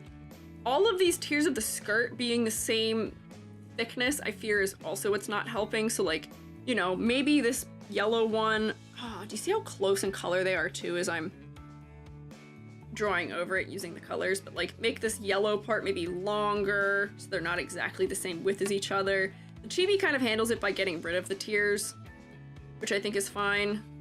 Is also potentially a situation. The chin makes so much of a difference. It does. It pulls the face forward a little bit more because the chin or the face would have felt like it was back too far. But if we just make elements less even, that'll go a long ways here. And yeah, we could do the asymmetrical socks thing, but I feel like that's something that's maybe kind of overdone in VTubing. We could tilt one of the ears down maybe, but that seems to be almost like, that's like, not like a cop-out, but that's something that we tend to do here that feels like it's sort of just a cheap way at getting more variety in the silhouette. I always wonder if there's a better way of doing it. But I guess if it works, it works. Me. Cover these areas back in where I erased stuff. But like, that'll make it feel maybe a little bit more natural. I probably could have exaggerated that even further. But I just don't feel like filling all of it back in. So, I think we generally got through the bulk of our thoughts here, which are that color palette. I think the colors are all maybe too similar in undertone, where they need a little bit more variety, and as a result, they're kind of blending together for me. It's not that there's inherently like a maybe it is just a low contrast issue. When I picked that white or that yellow and put it against the white, and they were so similar, that spells some trouble. For silhouette, the silhouette itself is nice. The silhouette itself is nice, but I think you're too symmetrical for me. And then you also don't pass the ladder test, so that actually ends up kind of down here if you're not passing the ladder test either. Complexity versus clarity, I think all of your clarity issues were solved in the chibi, where the patterns were made less intense. So I put it here, mayhaps. For focal points, the face was focal because the eyes were bright red and the darkness of the, what do you call it? The scarf, the bandana, was working because it was also kind of the only spot of rest in the design that wasn't feeling as samey as everything else. So I put it there where we can make the face maybe just a little bit more focal. Concept motifs, you just need another tail, I think, to be a kitsune instead of a Nekomata, though. So what is this? 3, 4, 5, 6 out of 10? Is that math? I think that's math. Potentially, maybe. Right? 10, maybe.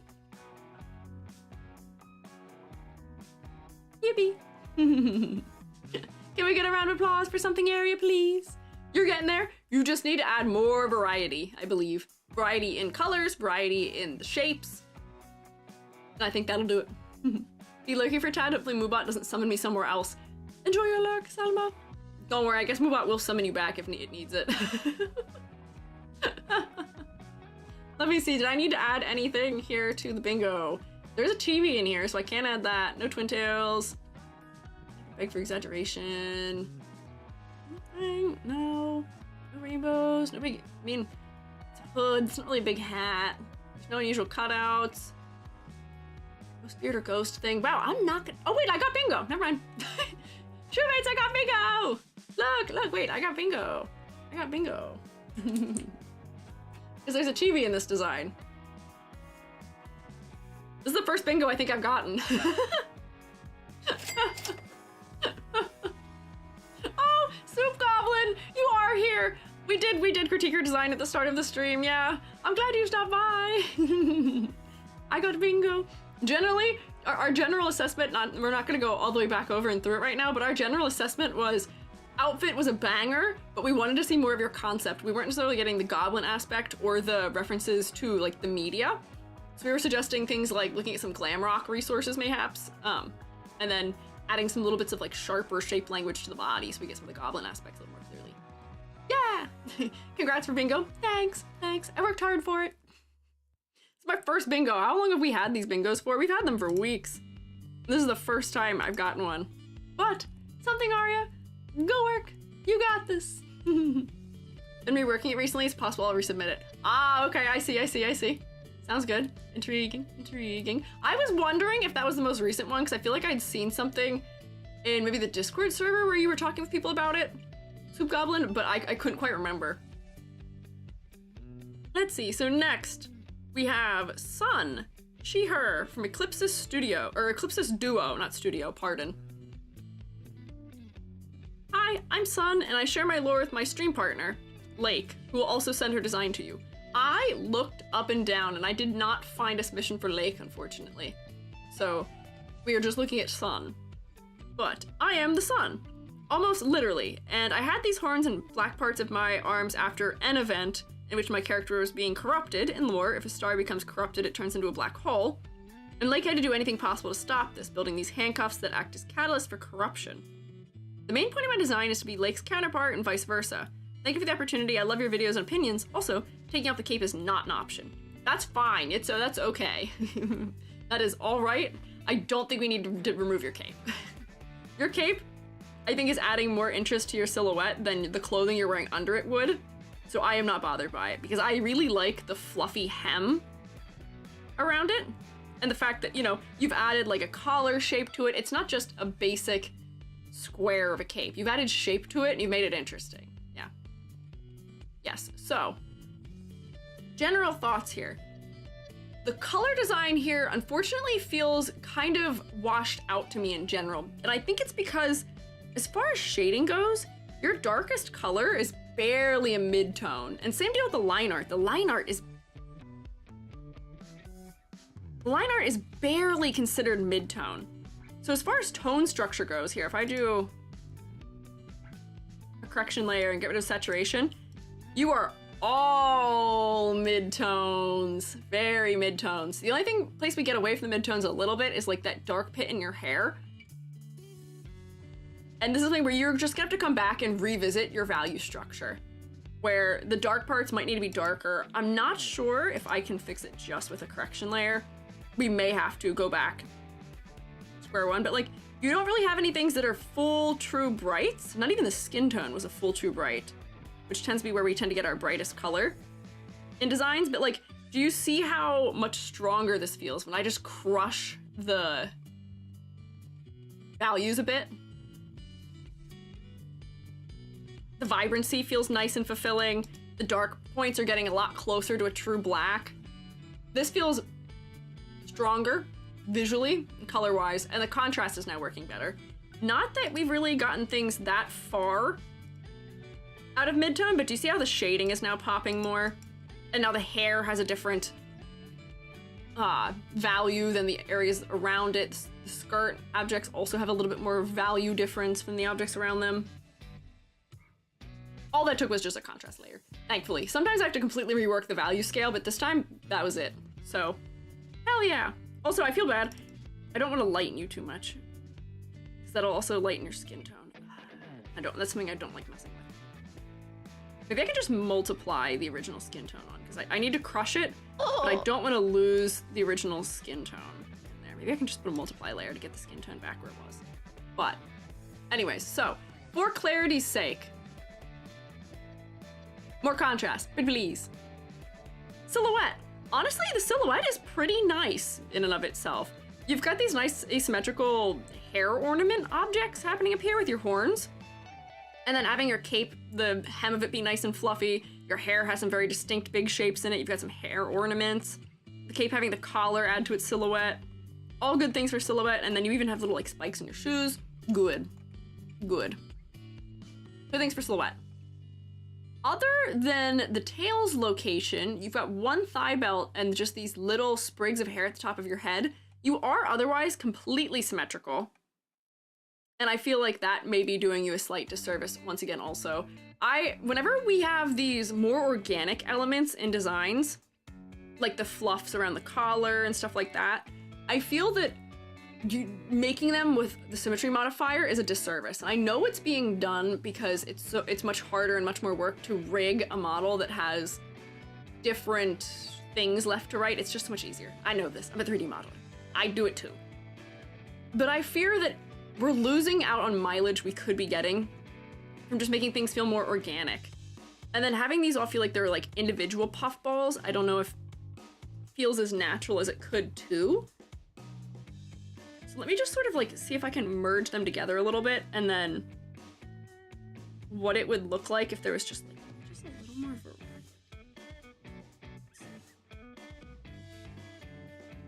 We're like making them in just bigger shapes might be good. But like, why does this have to be the exact same mirror of that? Why can't this have, you know, the point flicks up higher into there? Or why can't this thing turn out that direction? Or why can't the inner shape on this one be longer than this one? And why can't this have one that comes down like that? Or all of these things to make it just feel a little bit more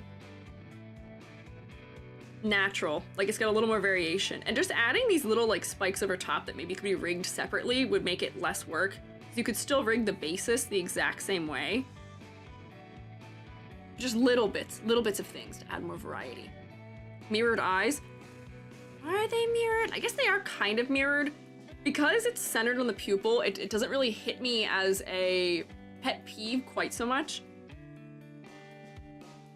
With the mirrored highlights, because they're at least centered to, like, it seems more like it's design choice for the pupil itself. But if that is something that bothers people to note, you could, you know, to make it seem like that is intentional, have, you know, a highlight that sits like down here off of both eyes, and then that clarifies that they're just positioned in the same place. Yeah. Oh, rotation. Hello. I feel like we need a looping structure on the cape, like broken threads that represent the solar flare. Ooh, looping structure. Oh, that is neat. That is a neat idea, where you could have like little bits of things like shooting up. Whoops, that's not yellow. What colors am I sampling? Hello? There we go, like shooting up and over, and like, you know, maybe some of them are left open because, you know, when they do the little thing where they pop and fizz out. And you could make them like real, like big and exaggerated in some places if you wanted to, and make them asymmetrical. And then that's also an opportunity for making things animated, which could be neat. Oh, I like the way you're thinking about that. That's a cool idea. Or like any of the gold areas realistically could be handled in that sort of manner. Do they overlap? I don't really know what a solar flare looks like off the top of my head, but I feel like that could be a really neat thing to execute. Or like, even if the horns were treated as if they were like more like magma-y, maybe, oh, that looks more solar flare. Maybe they don't need to be quite as perfect loops. It could be like, you know, when they do like a that or something. I don't know. But things like that. Look at the surface of the sun and maybe mimic the patterning that is happening coming off of there, maybe. Oh, have we been raided once more? Oh, hello. Welcome in, Purple Rose. Hello. I am Squiiji, freelance artist Fungi, also art educator. And today we are critiquing VTuber designs. We are looking at Sun, who is literally the impersonation of the sun. But welcome in. How was your stream? Let me grab a little shout out situation here. Yoink. Hello, Rose Raid. Shroommates, you know the deal. Rotate. Are you rotating at them? You better be. There we go. Got it. How was your stream? What were you up to today? What were you doing? What were you up to? Hydrate? Sure, I will take a sip of drink, thank you. It was good. Playing Dead Space. Love and hate horror. I've heard of that game. Horror is scary, I say. Whoa. As if that is a surprise to any of us. Whoa. Hello? Rotate me back to where I go. Horror is scary. I hope it was fun. I hope the love outpaced the hate for you today. I hope it was more so loving it than hating it, if at all possible. If you don't have spin emote, you could just rotate me. There is Squiiji as an option. Don't worry. Oh, but Purple Rose, if you guys need to do things like eating or drinking or snark me meing, please take care of yourselves. Please look after yourselves. If you want to stick around and hang out, I appreciate it. But you do not have to. Please look after yourself as a priority. So, hang on. So, things we were talking about. Solar flares through the clothing and stuff like that. That seems neat. That seems like a neat thing that could be added. The sort of smoky elements are also kind of nice. I'm wondering if I want a more like purple undertone to some of the black colors that are here. Let me try it. Nope, not multiply. Can I just get a color layer, please? There. Because I feel like right now, part of the reason why it still feels like it's lacking a little bit of color depth to me is just because the shading is so neutral. Where I'm just gonna pop a little bit of an undertone change into some of these parts where we can get a little bit of complementary colors happening. Hey, what are you doing to me right now when I'm not looking? I can T-pose for dominance, but I wasn't looking. Yes, more love than hate, but the scares, oh, going to the void to eat. Enjoy your food, enjoy your food. I also am somebody, I tend to get jump scared quite easily. Wrong layer! Whoops, hang on. Unroll this. Ooh, yeah, that's true. That is true. Hang on. Do a new layer. What have I done? Repeat all of what I just did. I want to leave the red. Hang on. I can't just speed through it. There we go. Add purple in the color undertone. You can add blue in the color undertone. Thank you for invincibility. That's nice. That is helpful. I appreciate that. Menacing T-pose, as I am known to. Here, and maybe I put it under so that way I can get it under here. And then, you know, maybe like these darker areas around here get the purple undertone, and like this gets some of the purple undertone, and this gets some of it. And it doesn't have to be as bold as I'm doing it right now. I probably will knock it back just a little bit here in a second. But that feels maybe a little bit more interesting. And to me, maybe it's also because I'm looking for like maybe like a bit of a galaxy influenced feeling here.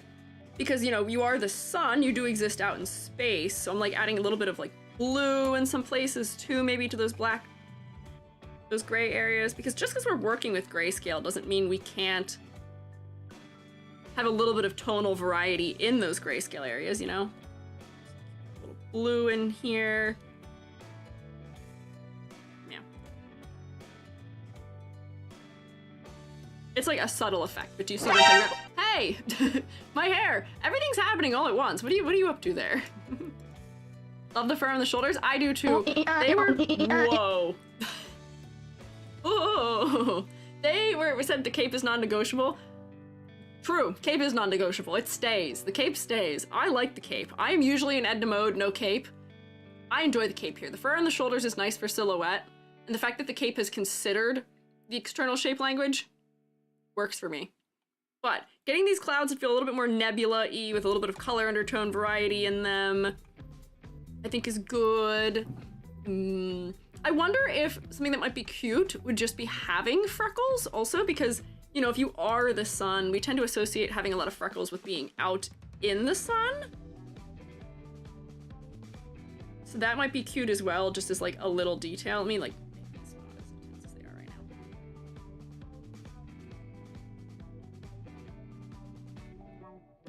You know, I mean, right? You're not wrong there. Just remind me of Dr. Fate? Dr. Fate. From her outfit, what is black and gold motif? I'm not familiar with Dr. Fate, but that is interesting. Could also be interpreted as sunspots. That's also true. Oh, see, like that. Those are like just like the cute little clever angles that I love to see in designs where it's like, okay, freckles, but also kind of sunspots. Freckles because we get freckles when we go outside, but also because of that. And then, you know, if they're a little bit smaller and less noticeable from a distance, that's fine. You know, if we're hanging out here in VTuber view, we'll be able to see them, and that's fine. They're just a little detail, a little bit of extra, just a little bit of extra treat. Ooh, I wanted that blue in the collar too, or like maybe just like a little bit of the purple I had in the collar. Area. Woo, that's like really saturated. But honestly, I wonder if we could also get the angle that sunlight is all the colors of light together because it's white light to some degree. So I wonder if having some of those undertones in the white areas where, like, you know, there's some blues, maybe we can get like a fuchsia in here somewhere. There's already a little bit of the red, but like, you know, little orange in the undertone, a little like teal in the undertones. If you get all of the colors just sort of subtly in the shading, it'll feel very interesting, but then we're also getting like a reference to light. And you see how from this distance where we can see those colors, doesn't it make that garment feel interesting? It's like interesting. So I might just add a little bit more of that sort of just like speckling throughout of, you know, a little green here and there, a little fuchsia. Where it's not overwhelming, but it's just a little bit that hints that there's something going on with like the kaleidoscope of colors. Yeah. So, more interest into the color design via just varying your color undertone a little bit more. Yay, I'm back! I'm half back, I'm still bald. I'm kind of back. We're so back. Yeah, color undertone. Silhouette. Good the way it is, adding the solar flares I think makes it even better. What did I not grade? Let me look at the rubric so I can figure out what I didn't mention. Colors. Color. You were super washed out, unfortunately, the way that you were. You need more contrast, and then I want more color undertone variety for interest's sake, so we'll put that right in the middle here. Silhouette. Honestly good, but we found ways we can push it even further. It's not bad. We can push it. Complexity versus clarity. We were having clarity trouble because of the color, so I don't want to dock you twice for it. But I think we'll go back to that once we also do... Oh, I didn't make a ladder. We can do a ladder still, too. Focal point. Ah, focal point. Let me turn off all of my modifications. The focal point for me... Wow, this is very different looking at it without the contrast layer on. But like this, the horns end up being kind of focal because they still end up being the most saturated element, which is close enough to the face that maybe this is all right as far as focal point goes. Do you guys have any particular thoughts about focal point here? For me, it is still the head, because that's also where the hair has the most warmth. The brown is most isolated to that area. I'd probably pass it. And then even when I go like this, I think the head still ends up being most focal for me. Yeah, the horns are helping. Mayhaps we do give full points for focal point. Concept motifs. I can look at you and see that you are related to the sun. You've got enough of the sun motif all over you. I feel like there's little bits that we can push further. We're adding like the solar flares and adding, you know, the freckles and other things that we can use so that you are more fully encapsulating elements of the sun, referencing the way light works by adding a greater multitude of color undertones, things like that. You're close. We can see. I'm picking up what you're putting down. I want a little more. For clarity, that does get a little bit tough here though, with this turned off. Because your skirt does kind of merge into your legs, which ends up kind of merging into your tail. And then your legs end up merging into your cape also. Just because everything's so low contrast. Once I add the contrast in, it gets a little bit better. But still, I wonder if we could be pushing things back more, where like the inside of this cape could be receiving... Oops, hang on. Just a darker color in general, so that way I can see it against the boots. Not this dark, of course, this is gonna be way too much. But just so that I can make out the edge of the boots against it more clearly in the darker parts. Like in here and in here, so we can tell that it's not part of the torso. And then maybe the legs just get darker overall. Like the leggings do. Not this dark, but just overall. Or maybe the skirt does. One of those elements could be changed in value completely to give better clarity. Let's see. Do I want it to be these? One option. Option 1. Option 2 is to go like this. And then also darken the tail in, which will make the tail a little bit more focal, if that's something that you're wanting. There we go, not that dark, but like maybe like that dark, perhaps? One or the other, for clarity's sake. Do one of those things. Yes. And the tail floof almost seems to melt into the cape. Had to look at the TV to see it's actually gold and not smoke. Is it? I guess it is fading into a gold color, so maybe we do need some of the shading behind it too. So that way we can tell that it's not that it's just becoming translucent. But like, either this or this, for clarity's sake. So I will say, for complexity versus clarity, I can't give you full points. Probably right here. But let's see. I think that was pretty much everything. We didn't do a ladder test, which I can do. We didn't really change anything about your height or division lines. So let me grab like red. Let's see. Weep. There we go. Bottom of this.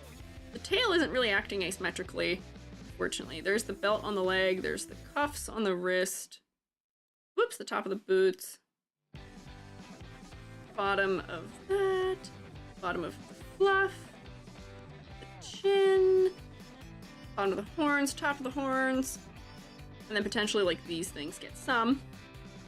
I don't really need to turn it off. I think I can say pretty definitively that's a pretty decent ladder at least. So I think the grade stands. This is what, 2, 3, 4, 5, 6, 7 out of 10? 7 out of 10. I think that's fair. Yeah, dangerous. I would say dangerous.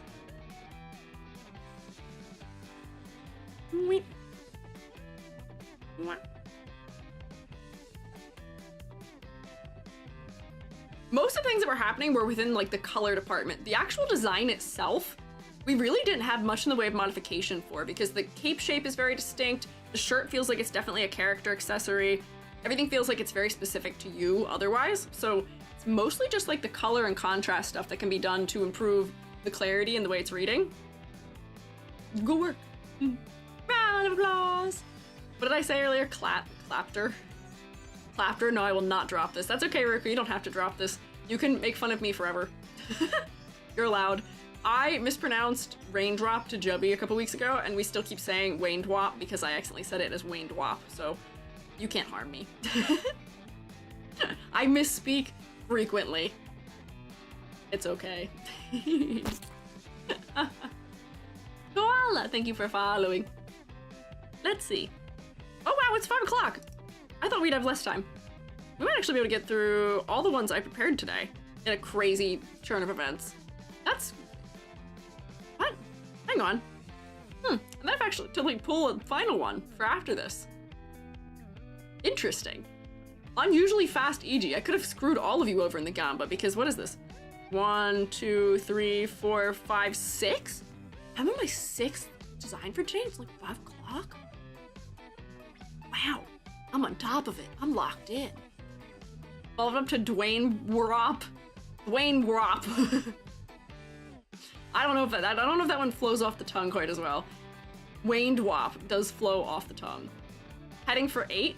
It seems like I may be heading for 8. Well, actually, I might be heading for 7. This will be 6. I have 7 prepared. I'll have to pull if I need an 8th one, but we'll see. We're almost 2 per hour, which is unusually good for me. Good Monday. Despite me having a half an hour yap at the beginning, that was a little bit getting real.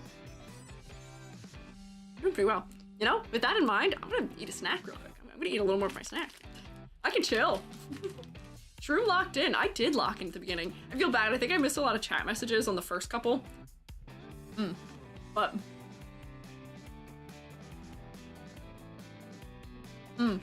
Efficiency Monday. I'm hoping you cannot hear me chewing. I don't think you can, but this is a very crunchy snack.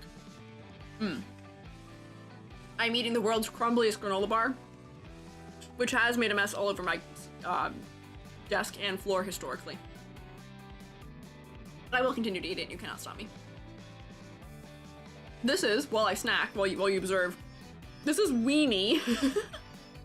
She, her, at Weenie Bun. This one is included because I saw it and I laughed. Not in a laugh at situation, but in a, like, this is so silly as a concept. I kinda love it. Yeah, they are a sausage. They are a hot dog more specifically, I think. And they do have the bento sausage as a mascot. They have hot dog like mustard patterns on them. It's so funny to me. I love this conceptually. Like the tail that is like a spot of ketchup. Also, like the thing that almost looks like a zipper on the center of the shirt being the mustard stain. I love it. I think this just needs some exaggeration. But it's so funny to me. This is such a good gimmick for a concept. Like I fear sometimes, like, you know, we can say that there's some designs that are gimmick based. Is mine gimmick based? Maybe a little bit. I'm just a mushroom. I am a mushroom. That's the gimmick. This is a sausage in every way. Let me eat another bite of this. Weenie, yeah, yep.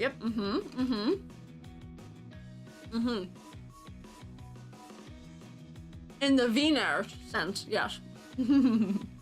Which is German for the type of food that we are referencing here.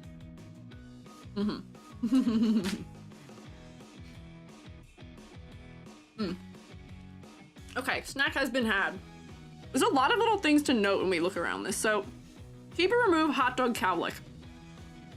Have a hot dog cowlick, but do it the way I accidentally did it.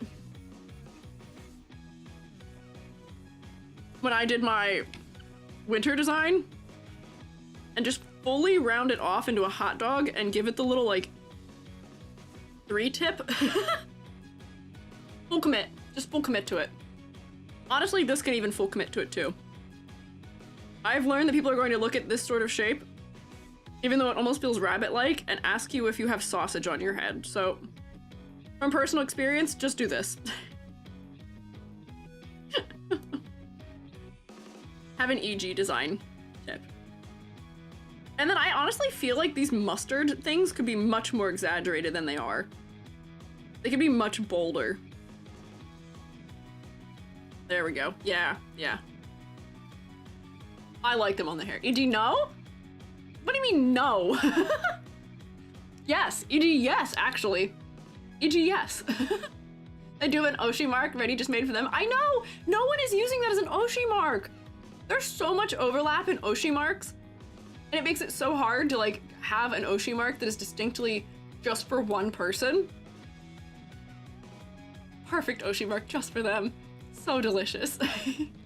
Get some sauerkraut in there too? Yeah, so the thought I had when looking at this was that I actually want more of the other fixings for a hot dog in here. Where I want like some relish or some sauerkraut, or I don't know if people eat lettuce on their hot dogs, but that's a thing I've done historically also.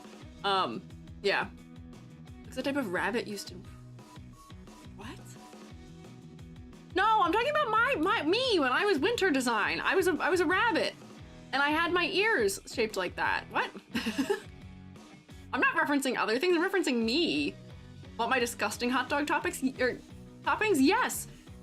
Give us like relish or something. Like I feel like I want... What does relish look like? Like give me relish. I just need the color. Oh, it's such a sickening green. Oh, like give me like a nice... sickening relish green. Maybe either you just have relish hanging out like inside the collar of this here. So we add a little bit of green and we diversify the color palette a little bit. And I know relish has like little bits and bops of other colors in it. But like give me like some relish up in here, and like what other things are classic hot dog contents? Like yeah, relish. Might need outlined onions, relish, sauerkraut, mayo, chips, all that jazz. Okay, I don't want to put mayo on them because that's going to be misconstrued immediately, unfortunately. I want this to be more exaggerated. We can like shapeify it up a little bit more, where we can make it wider where it cuts into corners, and then narrower, and then wider, and then narrower, and then wider, and then narrower, and then wider, and then narrower. And honestly, open your jacket up just a little bit more. So that way we can get the shape of the hot dog in the center just a little bit more apparent. I might move your little hoodie dangles over too. But open it up a little bit more. It seems like you're like crushing the center here where you don't have to. you've used a bunch of gradients, so my color matching isn't going to be going perfectly here. But like, you know, go like this. And the fact that that's meeting in the center, despite the fact that it wasn't meeting in the center, is unnecessary. Just gonna open your jacket up a little bit more so we can have your shirt in here, and maybe the relish is coming from inside this shirt too. There we go, and then shape these down in a little more, and then you can have your those things. There we go. And then if we open this up wider, we can make the zigzagging a little more apparent. Hot dog VTuber, yeah, Chili corn dog is a wardrobe change idea, exactly. You could just be a corn dog in general as an outfit change, or like pigs in a blanket, or what are any other hot dog things? Like, what are they, like cocktail wiener with like a little like toothpick or something for like if you wanted to do a fancy outfit. There we go. Open that up more so we can see the center area more clearly. Hi, Sushi Pago. I love mayo on my dogs. I'm sure you do, but I don't know how we'd add that to this in a way that doesn't seem strange. Maybe just a patch on the hoodie with the colors of other toppings. Maybe could wear patches that are of the other toppings also. Wouldn't it be kind of funny to stick like hang on the chest or something? Like, here is a red onion. I think people put pickles on their hot dogs too, right? So like, here is a patch of a pickle. Oh my god, could like a mayo packet, like patch too? Like we could do like packets instead. Or like maybe they just have like packets in their pocket, because it did say that they owns a hot dog stand and competes with other food stands. You can have, to the rotation here. You could have just like little packets at the ready of the mayo, that way we don't accidentally have like weird white gloop on the clothing that feels nefarious in some manner. Please erase the hair sausage. It looks like, oh, what? Oh wait, is it just this part? I was just trying to make it look like the, you know how that with the casing they do the thing where it ends up being like rounder? Is that okay? Just like that? Or in general? What do you mean? The two together in that shape? Okay. No, it's the two next to each other. Oh, the fact that I have two of them is the issue? So if I just have one of them, then it's fine. The problem is I don't know what we're referencing, so I don't have an image of it in my mind. Is this fine, just like that? Blink Blanc, yeah, sorry, I had to get point across. No, you're good, you're good. I don't want to accidentally be referencing things I shouldn't be. This is the kind of design that I think is trying to lean into that silliness anyway, so I don't know if this person being mad about it. Their name is literally Weenie. So having something that's like a subtle, like, goof in that direction might not be the worst. Let me Google, nope, okay. Nope, okay, that didn't help Googling. Add another word to that Google.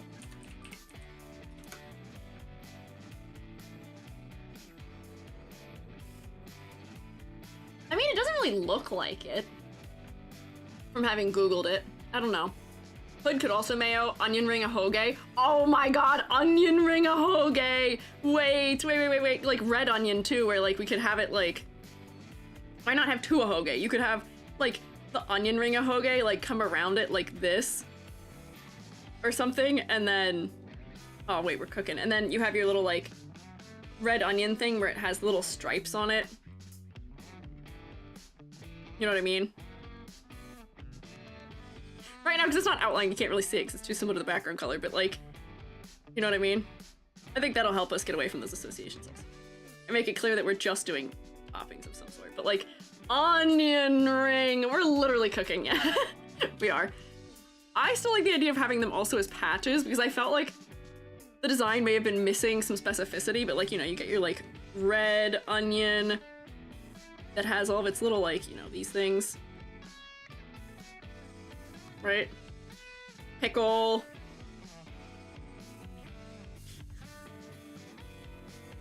just get all of those elements on here. Why is it slanted? Can I fix my canvas? What's happening here? Hello? Why are we... 0, 0, 0, 0. There we go. Good, 0 out. Honoring a whole guy. Now we're hungry. Sausage and meatballs. I don't think we need meatballs in any manner. I feel like I want to exaggerate this collar also more, because this design I feel like wants to be a little bit cartoony, because the whole thing is that it's kind of a joke. Like, it's kind of playing up a gag. So we could just make some elements bigger, more exaggerated, you know, make this spike collar just a bigger event altogether so that it adds more. We want to have a little bit of that, like, edgier sense to it. More from the spike collar. More exaggerated on the spike collar. I don't think we need to remove the pockets. The pockets could be efficient for something. If you work at a hot dog stand and you compete with other people, I kind of want you to stick, like, the tongs in your pocket, too. You know, like the hot dog tongs where it's the, like, funny little tongs that are just, like, rounded at the tip, that are shaped like half circles? Keep your tongs on you at all times. Don't know, okay, not to go. No? Yeah. Jacket could be more bun colored. Maybe the jacket could be a little bit more bun colored in the central area of it. I wonder if we could do, like, a color blocked jacket, because I like the red tone because it is becoming hot dogs at the bottom, but I wonder if we could, like, color block it into a more bun color also, where, like, I don't know, what's like a bun color, like this? You could do the thing where, like, some jackets will have, like, a top half and a bottom half that are different colors. That might be too mustardy. Maybe a little more neutral. Oh, that feels too gray. Let's see, hang on. I associate, like, a hot dog bun, yeah, like, maybe light brown. Like a nice light, but still kind of saturated. We've determined this historically before, that I'm bad at deciding to color pick for bread. I don't know why. Let me just look it up. Hot dog bun. Oh yeah, they're really golden. I'm just gonna steal one. Like, they're really...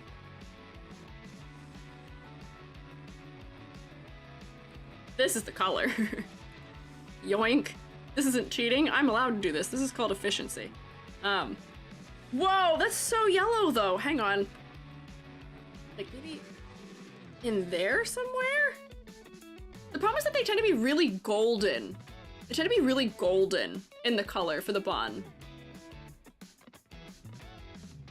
And the mayo ends up, or not mayo, the mustard ends up being much more neon-y yellow. Like pigtails that look like sausage links. Question, why not hot dog style pigtails? Could have hot dog style pigtails. I'm not sure. It seems like dog-like hair ears is important. I feel like they want to be referencing a dog in some manner. Hang on, let me try our bun color situation here. I don't think I've color picked the right color for the bun, and I fear that if I keep trying to, it's not gonna get better. It's just gonna continue to not be the right color. Unfortunately. But this at least will give a little more variety to the color in the design, because I feel like it's mostly one color right now. In a way that I'm not sure is beneficial for hierarchy reasons, like the hair and the jacket all being this color. I don't know if it works completely well. There we go, fill that. We can change the color. Oh, well, actually that does kind of read like the bun. I might make this a little bit lower because I feel like I've cropped it just a little too high for proportioning reasons, but like, that feels like a bun on the lower half.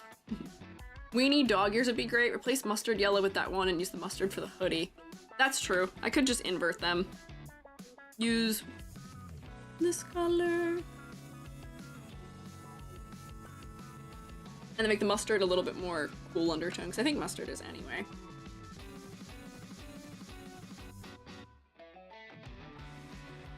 Oops, hang on, what layer do I have that on?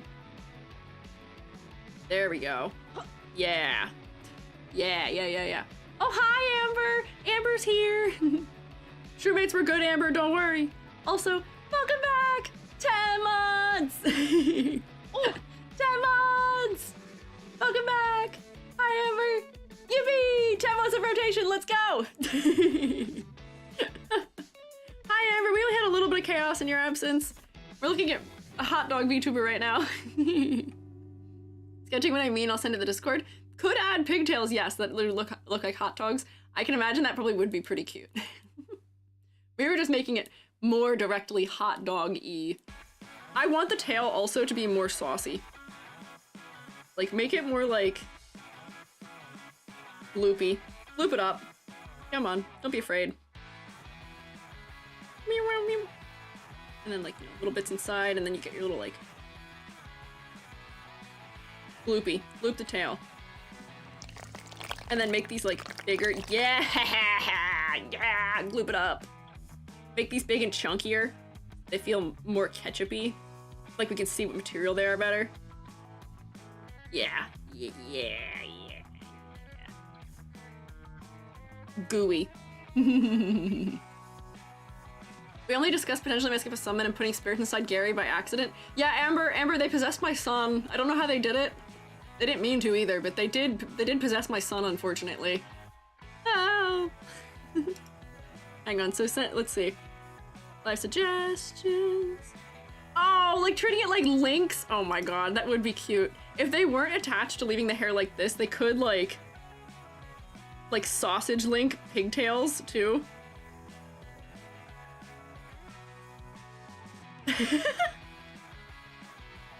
Oh my god. We might be being too unserious ever so slightly. Oh wait, I can made them completely different sizes. I can just copy and paste. But honestly, I still kind of love this. And then we're getting also just another fast food reference by having red pigtails of some sort in this area. This is fantastic. I want to see more people who are designed just based around a food and aren't taking themselves too seriously, because I love this. This is so silly to me in the absolute best way possible. Like, hang on, I want to like recolor this, and they could put like a white trim on it, recolor that, and like maybe there is like white stripes on it or something so we get the repetition. I love this. I love this.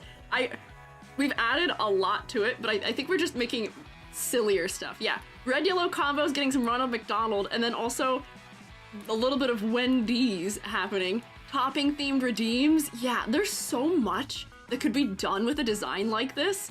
This is so fun. I love things like this. I might drop this collar just like a little bit more so that way we get a little bit more relish in here. But I love this. Hang on, so we go like that. And then I wonder if for the eyes, because they're saying like, it seems this model has a rendered version that has a hot dog in the eye and a dog bone in the eye, so they may be a dog. They may be a dog. So I guess that's probably why there's a collar, which therefore I might change the center part of this to being like a little like looped one. Like one of these like D-rings, so that way, you know, you can use a collar. Dachshund? Yeah, they should be a dachshund also. I like that they've made their little squid creature. They should be a wiener dog. Are they? I don't think they are. Dog tag. Yeah, they could have a dog tag. Name tag on the collar. Okay, you can put a name tag on the collar. I'll give him like a little like gold one or something. I definitely need outlines on things because we can't see what I'm doing because they're too small in color. But like little gold dog tag on the collar. Dachshund. I love this. Bone-shaped one or sausage one? Yes, you should. Theoretically, yes, you should do it that way. I'm being lazy by not designing everything up. Hang on. Bone. Shape on the collar. Erase this. Hang on.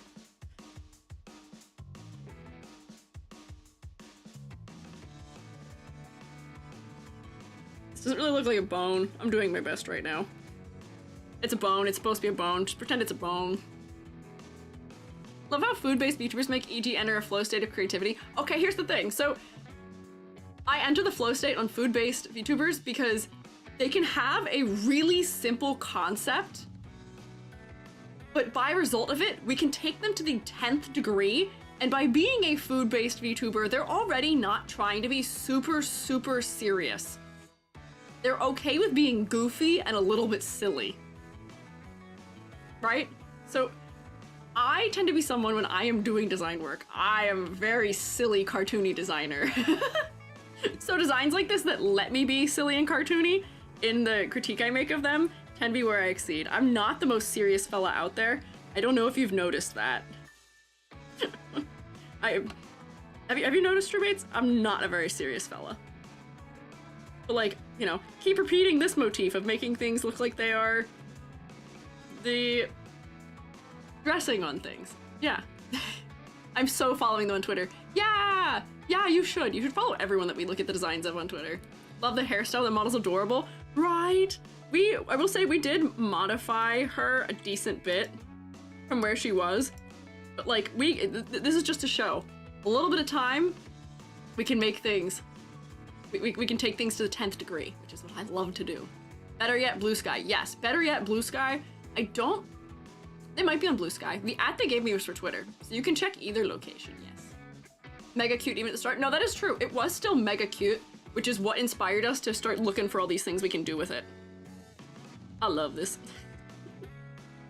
Hot dog shoes. Yeah, hot dogs on the tongue of the shoes. Did I miss anything that was going on in here? Main color palette on shorts. Yep, good. Got Fio, or ugly in Spanish, is the name of the mascot. Oh my god, you named your mascot the word ugly. That is so funny. That is so silly. Their @ is @WeNeeBun. Abandon the Husks website now. I would love to do so, Amber. However, Blue Sky has not been kind to me personally, unfortunately, and Twitter is where most of my clientele still comes from. I'm gonna have to be on that ship until it sinks. Cries. Forgot it was Monday. Hi, anime. Can we get a cooking video? What, from me or from her? I sure hope she does cooking in her streams, because that would be fantastic. It'd be fantastic. I don't know. Only use it, but rarely now. Yeah, I don't use Blue Sky super much now, just because I get too overwhelmed trying to post in so many places, and Blue Sky never did so well, unfortunately. For me, it was not. The amount of time I was putting into cross-posting between all the things, I get overwhelmed by having two platforms. Honestly, having YouTube and Twitter and Twitch already was too much. But anyways, so this design here, so cute. I like the idea of having the hot dogs rolled in the hair like a, what do you call it? Like a pig in a blanket, I think is what this food is called. It is cute. But honestly, I think it's okay the way it is. I don't want to have too much stuff on the hair, and I feel like onion ring for the hair is so silly. I feel that is such a silly thing that I don't want to get rid of for this design. But honestly, I feel like that's most of the stuff I had to say, which was that if we get rid of all of the modifications I had made, unfortunately the silhouette isn't that strong. It just becomes a rounded hoodie with a hair shape. It's a little bit too simple. It's a little too symmetrical. We added some things that were, granted, maybe keeping it just as symmetrical as it was, other than the tail, but just adding a little bit more variety to it. And the color palette, I think, also needed that variety. So let me come to the grade area, unless you guys have other things to say about different areas. But color palette, was it coherent? Yes. But I think we needed a little more variety in it for interest's sake, and the jacket wasn't reading as a bun the way it maybe should have. For silhouette, the silhouette for me is unfortunately kind of bland. I don't think we can identify you just based on the way, just based on that alone, figure out who you are just in that manner. But that's okay. We can modify that. We're increasing it a little bit. Honestly, just adding the sausage links to the hair, I think, does most of it. For complexity versus clarity, I think this is what we were getting at by adding more stuff. You were quite pared down in a way that wasn't feeling too generic, but we were yearning for some more detail. We yearned for more detail, and the concept, push it, push it, push it, to the limit, limit. Did you guys watch that Disney movie? Please tell me you know the Disney movie. Please. Push it to the limit because we're in it to win it. Oh yeah. More. Give me more. Give me more, please. E.G. yearns for the details. Yes. Focal point. What was the focal point before I modified things? Was it still the face? Kinda yeah. Kinda yeah, still the face. Because the eyes have a much more saturated red than anywhere else. But I think some of the modifications we made, adding this green down here, did bring us to look more in the face also. That is not High School Musical. No. Nope. Which movie? You guys don't know what it is? Yes, thank you, Rex. Thank you, thank God. Thank you, Rex. Yes, it's from Jump In. Not High School Musical. Something Razor's Edge. Nope. False. I'm sorry. It's okay. It's okay. It's a classic, okay? It's a classic. Jump In's a classic. Haven't even heard of it before. It is one of the... It was one of the more popular ones when my sister and I were younger. And I think it didn't quite reach international acclaim the way that High School Musical did, but it came close. It was a close runner-up. High School Musical, also very good. My sister and I were more jump-in kids. Jump rope's where it's at. Competition. Honestly, very similar plot happening. Kid has to be a boxer, but doesn't want to be, wants to do double dutch. And then we kind of end up making both happen. It's very similar plot structure to what happens in High School Musical 1. Yeah, Keke Palmer's in it. What's his name? Corbin Bleu. They're fantastic, yeah. It was a good movie. I don't know how it would stand up to me in the modern day if I were to go back to it, but I liked it back then. Loved it even. Focal points. The focal point worked fine for me, the way it was. So, what does this add up to? 3, 4, 5, 6, 7 out of 10? I think usually when we end up giving the grade, I have like a sweeping statement as the overall thing. The sweeping statement here is push it to the limit, limit. And I'm gonna give you something that I don't give all that often, which is that conceptually, I love the idea of a hot dog VTuber. I'm giving you an 8 because I specifically was like, I am taking you and want to create your design because I love the concept so much. So you are getting an 8 for that. I love the creativity and I love when people embrace being silly. Yippee! Can we get a round of applause for Weenie Bun, please? Did we do a ladder? Oh, you're right, we did not do a ladder. But I think the grade for the silhouette will stand. Are you asking because you wanted to get that on the bingo? Because now you can't. Because now I am doing a ladder. Just because you said it, ladder. Which is to say, you know, these kind of are creating it, that. This is gonna be a dangerous ladder. That's a dangerous ladder. It works. Is your design chart located anywhere? It is in my Discord server, and actually a couple locations in it. If you go to ! Discord, I think I have it in, there is a resources area that it's in. It's in our extra credit area a couple times. If you poke around, you'll find it. It's in there a number of times. Okay, here, let me turn these back on. Love this. Honestly, 10 out of 10 in my heart in some manner also. Wonder who's next? This is technically the final one I prepared for today. And seeing as how it is just taking me a half an hour to get through each today, might be accurate. Yeah, the rubric Chen tab in the extra credit area will have it, yeah. So this was the final person I had prepared for today. If we get through it, we can do a final one, but given that I have a half an hour-ish left, good timing for the most part. So, this is Uni. I believe that's how I pronounce it, Uni. She, her, Golden Yun art. The concept is bookworm, mage/wizard. Mage/wizard. Right. Enunciate, e.g. I feel like it's too simple or there's not enough concept coming through.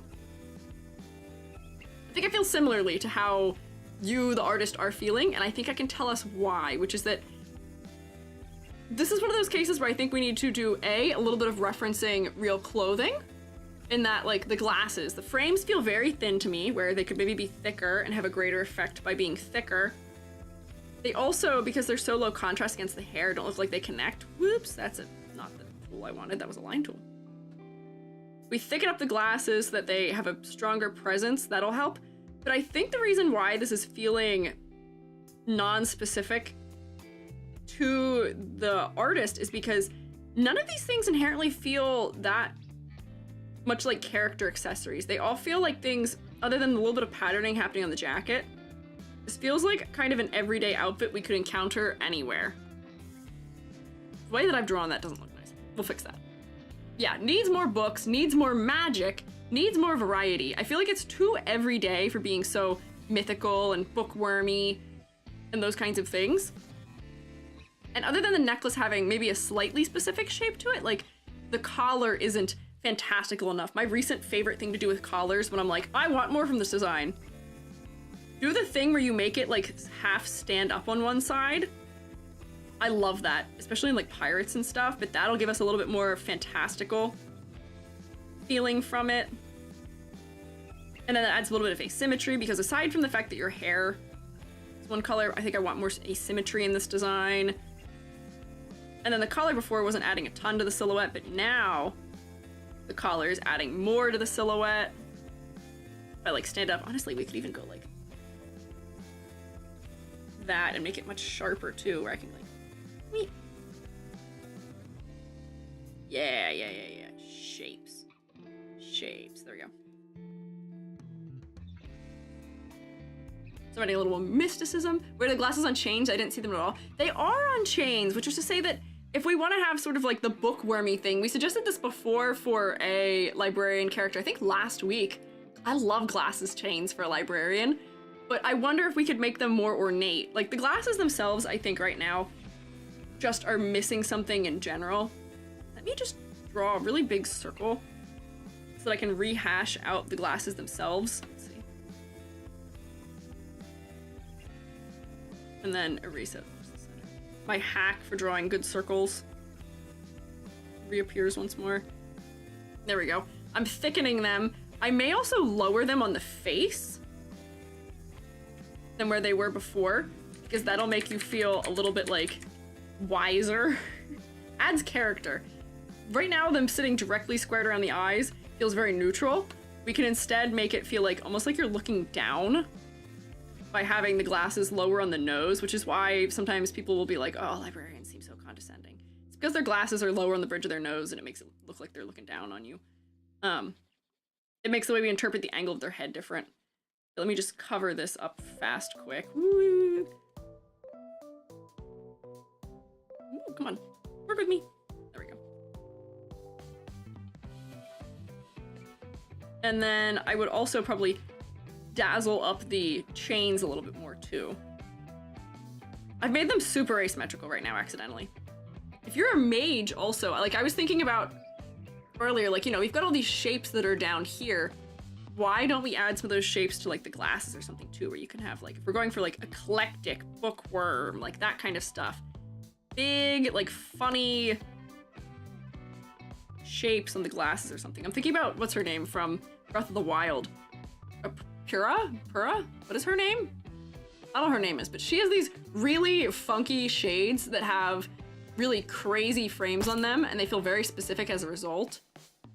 And that, I think, does a lot for her and making her feel studious and like she's a little bit eccentric. But yeah, you could add like the gems to things. Yeah, gems on the chain, like on the necklace, or like, you know, here, like maybe, you know, I give like an asymmetrical point there, and then this is where the chains are coming from, where you get like weet. And then instead of the chain going back behind the hem of the shirt, we make it come down in front so that we can see it a little more clearly. But then, you know, we can have like little charms in it. I don't know, there's just circles in this design, so if I'm doing too many circles, I might just be doing that. But just adding things to it. Let's see, is this where all that is? I want a black outline on it so I can see them more better, but we've created a character accessory that feels eclectic and kind of silly. Have circles be magnifying glasses to help read small text. Yeah, those things could be like almost, what do you call them? Like the jeweler's loops, where you can switch them down in so then you can read text more clearly. Yeah. Adding some more gems to the chain. Yeah, idea on what type of magic they use, elements that can be seen in the design, clocks for time, stars for spacey stuff. Yeah. Yeah. Yes to all of these things. Yes to all of them. I will say, I was using the color palette that was already here, but unfortunately I'm not sure how well the color palette was working for me in general either. Where, maybe it's just because things are feeling just too desaturated in some areas. Might shift some of these shadows more into like that sapphire color. Because right now it feels, washed out isn't the word I want for this, but the color harmony feels a little bit odd to me. Almost. Whoops, that's too blue. Hang on, one more green. That's too saturated. Hang on. Am I gonna be able to do what I want to do here? Let's see. Sure, that's not the right undertone, but hang on. I'll workshop it. Yeah, no, hang on. I'm gonna go like this. I'm gonna be smart about it and select these areas and then change the color of them. See if that works better. It's gonna take the gold with me, unfortunately. Hang on. Will it work better if I go like this?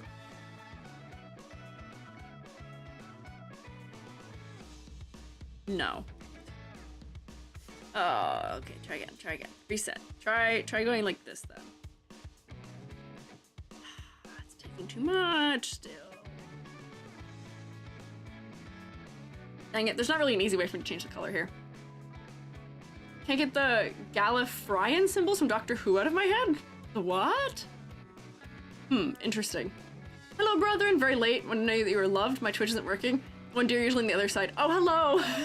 Hello, other deer of the other side. I'm sorry your Twitch isn't working. Remember Taliesin Yaff on Critical Role talking about circles his character has going, no, it doesn't make sense. It looks cool though. Exactly. Sometimes it doesn't have to make sense. Sometimes it just has to look cool. But let me see. There's just something in the colors here that isn't fully working for me, and I'm wondering if maybe I have to shift everything together? The highlight's more yellow. Halftone a little bit more cyan. Shadow a little more blue, maybe? There we go. And maybe just a tad of no. Pull that back. Maybe the halftone needs to be gentle. A little bit. Like, that feels a little bit more harmonious to me. But there was something happening in the color undertones that I don't know if I was fully a fan of, and maybe it's just this one blue that I'm not a fan of. Maybe we need to use something more like this color for the gems and stuff. Pull from the warmer colors in the palette instead of the cooler. Yeah, I think that works better actually. There we go. Time Lord language. Oh, not the Time Lord language. I think the glasses are still too thin. They may still be too thin. I think the problem right now is just that they don't have an outline. So since they're against the hair that they're kind of too similar to in undertone, we can't really see them. Whoops. Oh, I'm under the glasses, which help me line them a little better. But like with an outline, they might be a little bit clearer. Whoops. I'm not doing a great job here. I'm going for proof of concept, not perfect execution of art. But like, I think I can see them more like this now with the lining on them. Potentially. Oh dear. Oh dear. Dear me, dear me. So, glasses. Jazz them up. Make them crazier. Yes, I will have snack, but not right this second. Jazz them up. Jazz your glasses up. The symbols. I like that you've included some interesting symbols here. I fear that they're not maybe getting as much use in as they could be. Like, we could do like cool lapel pin situation or something. Or other things that are using similar symbols. Maybe this because you are a bookworm, like we get something that ends up feeling like it's related to reading, some scripting or something. This is not my greatest design for the glasses, but I'm just spitballing, just throwing things out there that could be useful. Also, we didn't really mention this. You kind of have almost bullet head. Your head being perfectly, completely smooth over the top of it I don't think is working very well for you. I feel like you could fix it with something as simple as just like pull the black hair from one side of the head and toss it up over the top and pull that down in. And now you don't have bullet head anymore. And that might be all it takes. Could still just be like, okay, give me like one of those over here, one of these like up here sticking out. Yeah. When down on bullet head, just give cowlick. Literally the easiest thing to do to get rid of bullet head, cowlick. It's the solution. Cowlick, more random spiky hairs that are in an asymmetrical manner. Or put your glasses on your head. Or have ears. Those are all the solutions usually. Usually. But those glasses look so corny to me right now. I may have to come back for that and figure it out. But I don't think that blue color was working, unfortunately. We need more character coming from the glasses. I think if we're gonna go for bookworm, mage, wizard, I think we need to channel like a specific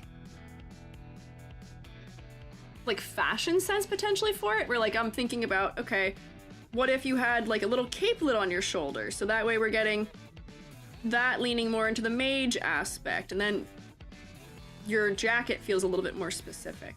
What other like what other aesthetics could I pull from, I wonder? Give capelet, and that splits up this upper area of the design into more lines, perhaps? I'm trying to think of fashion type things, because I think the legs are also lacking something right now. Whoops, I didn't want this. Attempted, oh my gosh. I need to be able to see the right-handed deficit is me trying, if I draw something on the right side first, I can't replicate it on the left. Okay, got it, there we go. Saint Mifu. Also, Velikian, thank you for following. Make the turtleneck knitted, soft aspects of it was cozy. That's true! If we make it feel like it's knitted by just adding ribbing to it. What color am I sampling? It's that dark. By just adding something like ribbing to it, that feels nice and soft and cozy. And then, you know, the nice thing about ribbing is that it can be used to define forms where we can really push the roundness of certain things potentially. You know what I mean? Then here, like, I can, like, whoop, just do a little bit of the detailing coming in through here. But yeah, that'll feel nice and cozy. That's true. Asymmetric designs. Yeah, we're getting a little bit of asymmetry in. Yeah. Yep. Cheat with an across the body book bag. That's what I do. See, but that's like the same thing where people were the suggestion earlier of, oh, like little mage potions on the hip for Soras. I don't want to do that. That feels almost like a cop-out. It feels like a cop-out to me. Because it just, like, it's short form. It's shorthand to say, look, books. They like books. We strapped a book to them, look, books. There are more clever ways that I feel like we could say that. There's more clever ways I think we could get it across. If they're okay with skirts, I'd go with a skirt rather than the form-fitting jean-looking pants. Yeah, like, I wonder if we could do, like, yeah, like knee-length pencil skirt type thing, and then we could repeat the darker colors up here into, like, leggings of some sort on the legs then. I think that's a good suggestion. And then, you know, does this skirt have to be also symmetrical? Like, we could also make this hit an angle also if we wanted to, so that way we're getting an angle on top of an angle. Get this, like, almost knee length, maybe. I just don't want it to be at the same height as that point is. But maybe I just go like that. And overlap it more dramatically. There we go. And then, you know, put a little bit of, like, the shading back in, just there's something happening in here, because it feels a little bit strange right now. I have it flat, but, like, you know, a little bit shaded. And then we can use a dark color again for the leggings, maybe, and we can see the skin under them. The boots, I feel like, could also maybe be more exaggerated, and maybe that's something I'm also looking for here in this design that I feel like is missing. Let's see. There's adding more variety and proportioning here, too. I don't know if this is the color I would use for the leggings, but I'm just thinking about having a darker shape here. And then maybe the boots could go back to being blue or something, or gray. But this feels like a more specific outfit to me. Hang on, this is higher right now. The shape is a little weird. Like, made it too diagonal. There. That. Yeah. Yeah. How about crystals? Crystals for being a mage could also be a good angle if we were to exaggerate the gem aspect that's happening a little more. They have one single jewel around, she's one single jewel around her neck. I do default accidentally to they, them, and I need to make sure I'm using she, her, and he, him when is appropriate, but I, for some reason, just default, which is not helpful. Actually make the skirt the same rib material as the shirt, because then the light gray isn't too focal. Oh, you know what? Hang on. Wait. You're onto something, because that, whoa, wait, that was all in one layer. What have I done? Why did I do all of that on one layer? Hang on, because then I could just use the gray color for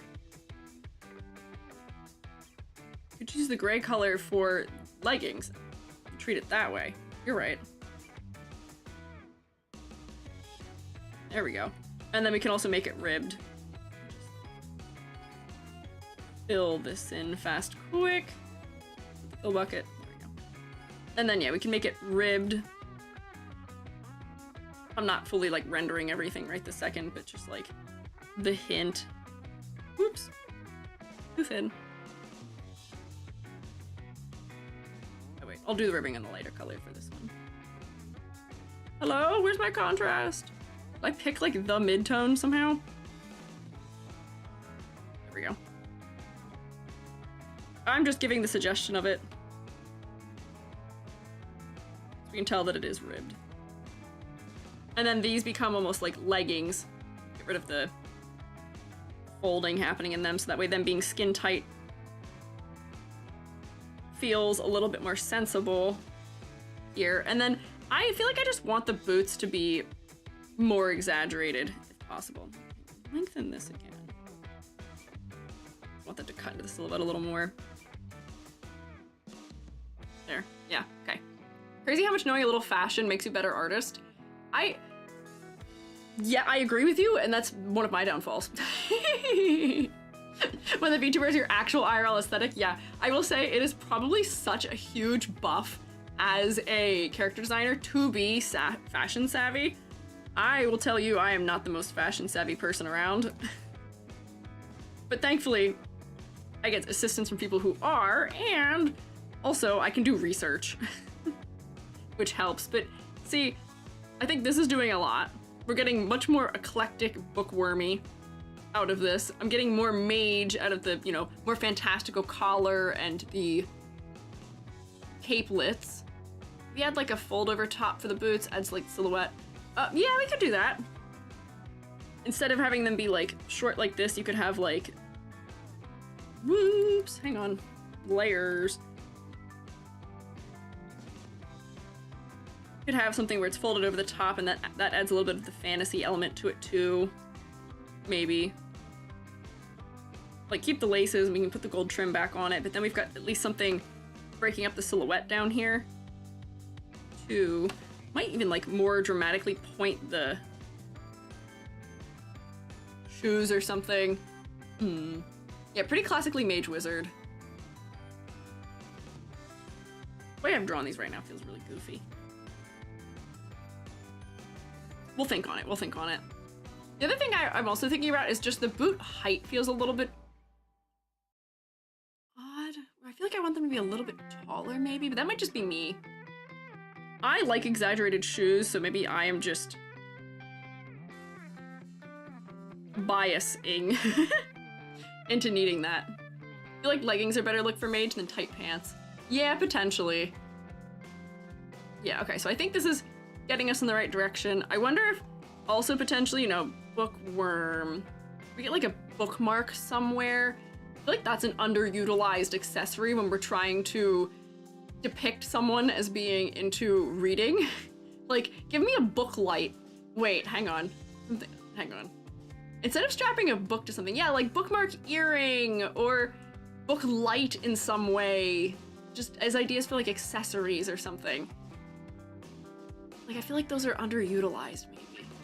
I don't know if we could get earrings in very succinctly because there's a lot of stuff happening around the ear area anyway. But maybe this necklace could be, instead of being like that thing, we could get like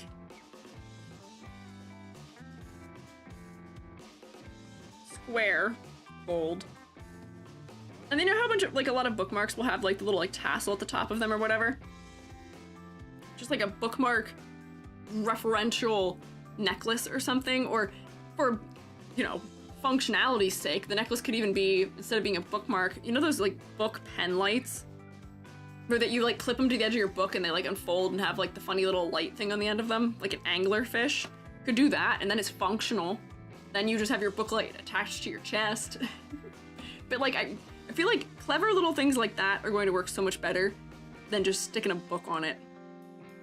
But I think we've made some good decisions as far as modifying fashion goes. We added to the silhouette as well, because the silhouette was kind of lacking a little bit. If I go back, let me do a ladder test here quick, because I keep forgetting to do them first, and I have to turn everything off. Meep, mwap, mwap. Diagonal. Sleeves, bottom of that, top of that. This is kind of creating a whoops line here, top of that, and the chin. Right now the glasses are much more bold than they were before, and then top of head. Oh, okay, so we are getting kind of similar gaps in here too for the ladder, where there's a good bit of evenly spaced areas, unfortunately. It is dangerous. There is some asymmetry, some diagonals at least. But I think one of the things we ended up doing subconsciously in the modifications we were making, by adding some asymmetry, by modifying the glasses some, all of that I think was adding rungs to the ladder. Whoops, hang on. Which one of these is the one I want? This one. I think this is all adding to the ladder in a beneficial manner. For now, I'm going to have like this is a shape, but then we have this shape crossing it. Did I actually push anything up or down? Maybe I'm lying. Maybe I didn't change anything. I added the necklace, which changes it a little bit, and this makes it less symmetrical. For here, the glasses are adding to it now, and then if we added the hoge that I had, that would raise the height. That does kind of solve it. There we go. Somewhat dangerous. Yeah, somewhat dangerous ladder. Could be a more dangerous ladder. We did make the ladder more dangerous in our modifications. Is this a layer I need? Yeah, that's a layer I need. What's this? Unclear. Don't know what that layer was for. What am I doing? Oh, I was just trying to make the color harmony a little stronger. But generally, thoughts here are, the color palette still feels a little bit off to me, but this is one of those cases where I feel like I would have to do a total overhaul and start over on the colors. So I don't have the full solution to it, but they just feel like they're a little bit at odds with each other, the undertones that were chosen. So I would revisit your colors, mayhaps. For silhouette, you're a bit too symmetrical and you're a bit too convenient of a ladder. You're inconvenient as a ladder, but you're not a dangerous ladder. Be a more inconvenient ladder to us. For complexity versus clarity, I think you're right in the feeling that you feel like you're a little bit generic as a result of the fact that your accessories don't read like character accessories. You have a pair of glasses, you have a shirt. Your jacket has a little bit of specificity in it, but your boots don't feel super specific, and neither do your pants. So add more specificity to them via, you know, if you're gonna go bookworm, that tends to lean into the sort of eccentric end of, you know, expression, and give us more of those references to the bookworm aspect. Little capelet up the witch aspect. Just a little more. Look at real fashion for inspiration of things. Figure out where like seam lines can go to feel more specific. Those sorts of things. For focal points, it was your face. Your hair was really, really standing out because it's so starkly black and white. It's so high contrast. We really can't look away from your head. And for concept, we can see that you have a lot of the classic witch or wizard type things going on in the design. But I think I want a little more of them. Maybe the capelet. I think the skirt was making it read a little bit more. The boots might need a little modification for it. Eccentric, more eccentric. Maybe more. I think that's where I stand. 1, 2, 3, 4, 5, 6, 7.5? Perhaps? Wait, is that right? 1, 2, 3, 4, 5. Oh, 6.5, 6.5. 6.5 out of 10. I think that's fair.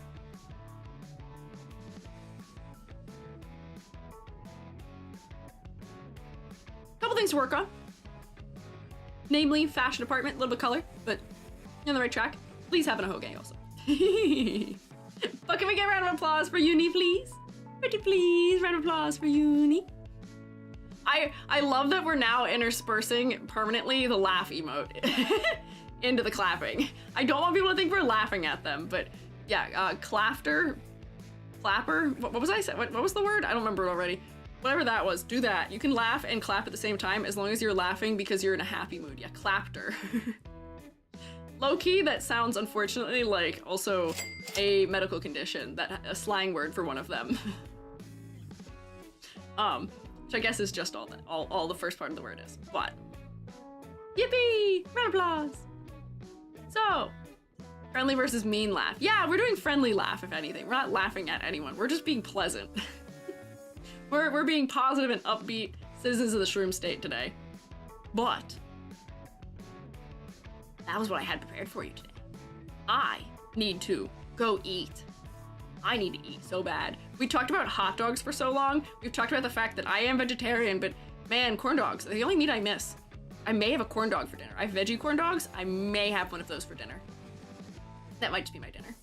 Clapping for the design, teasing for EG. Yeah, that's fair.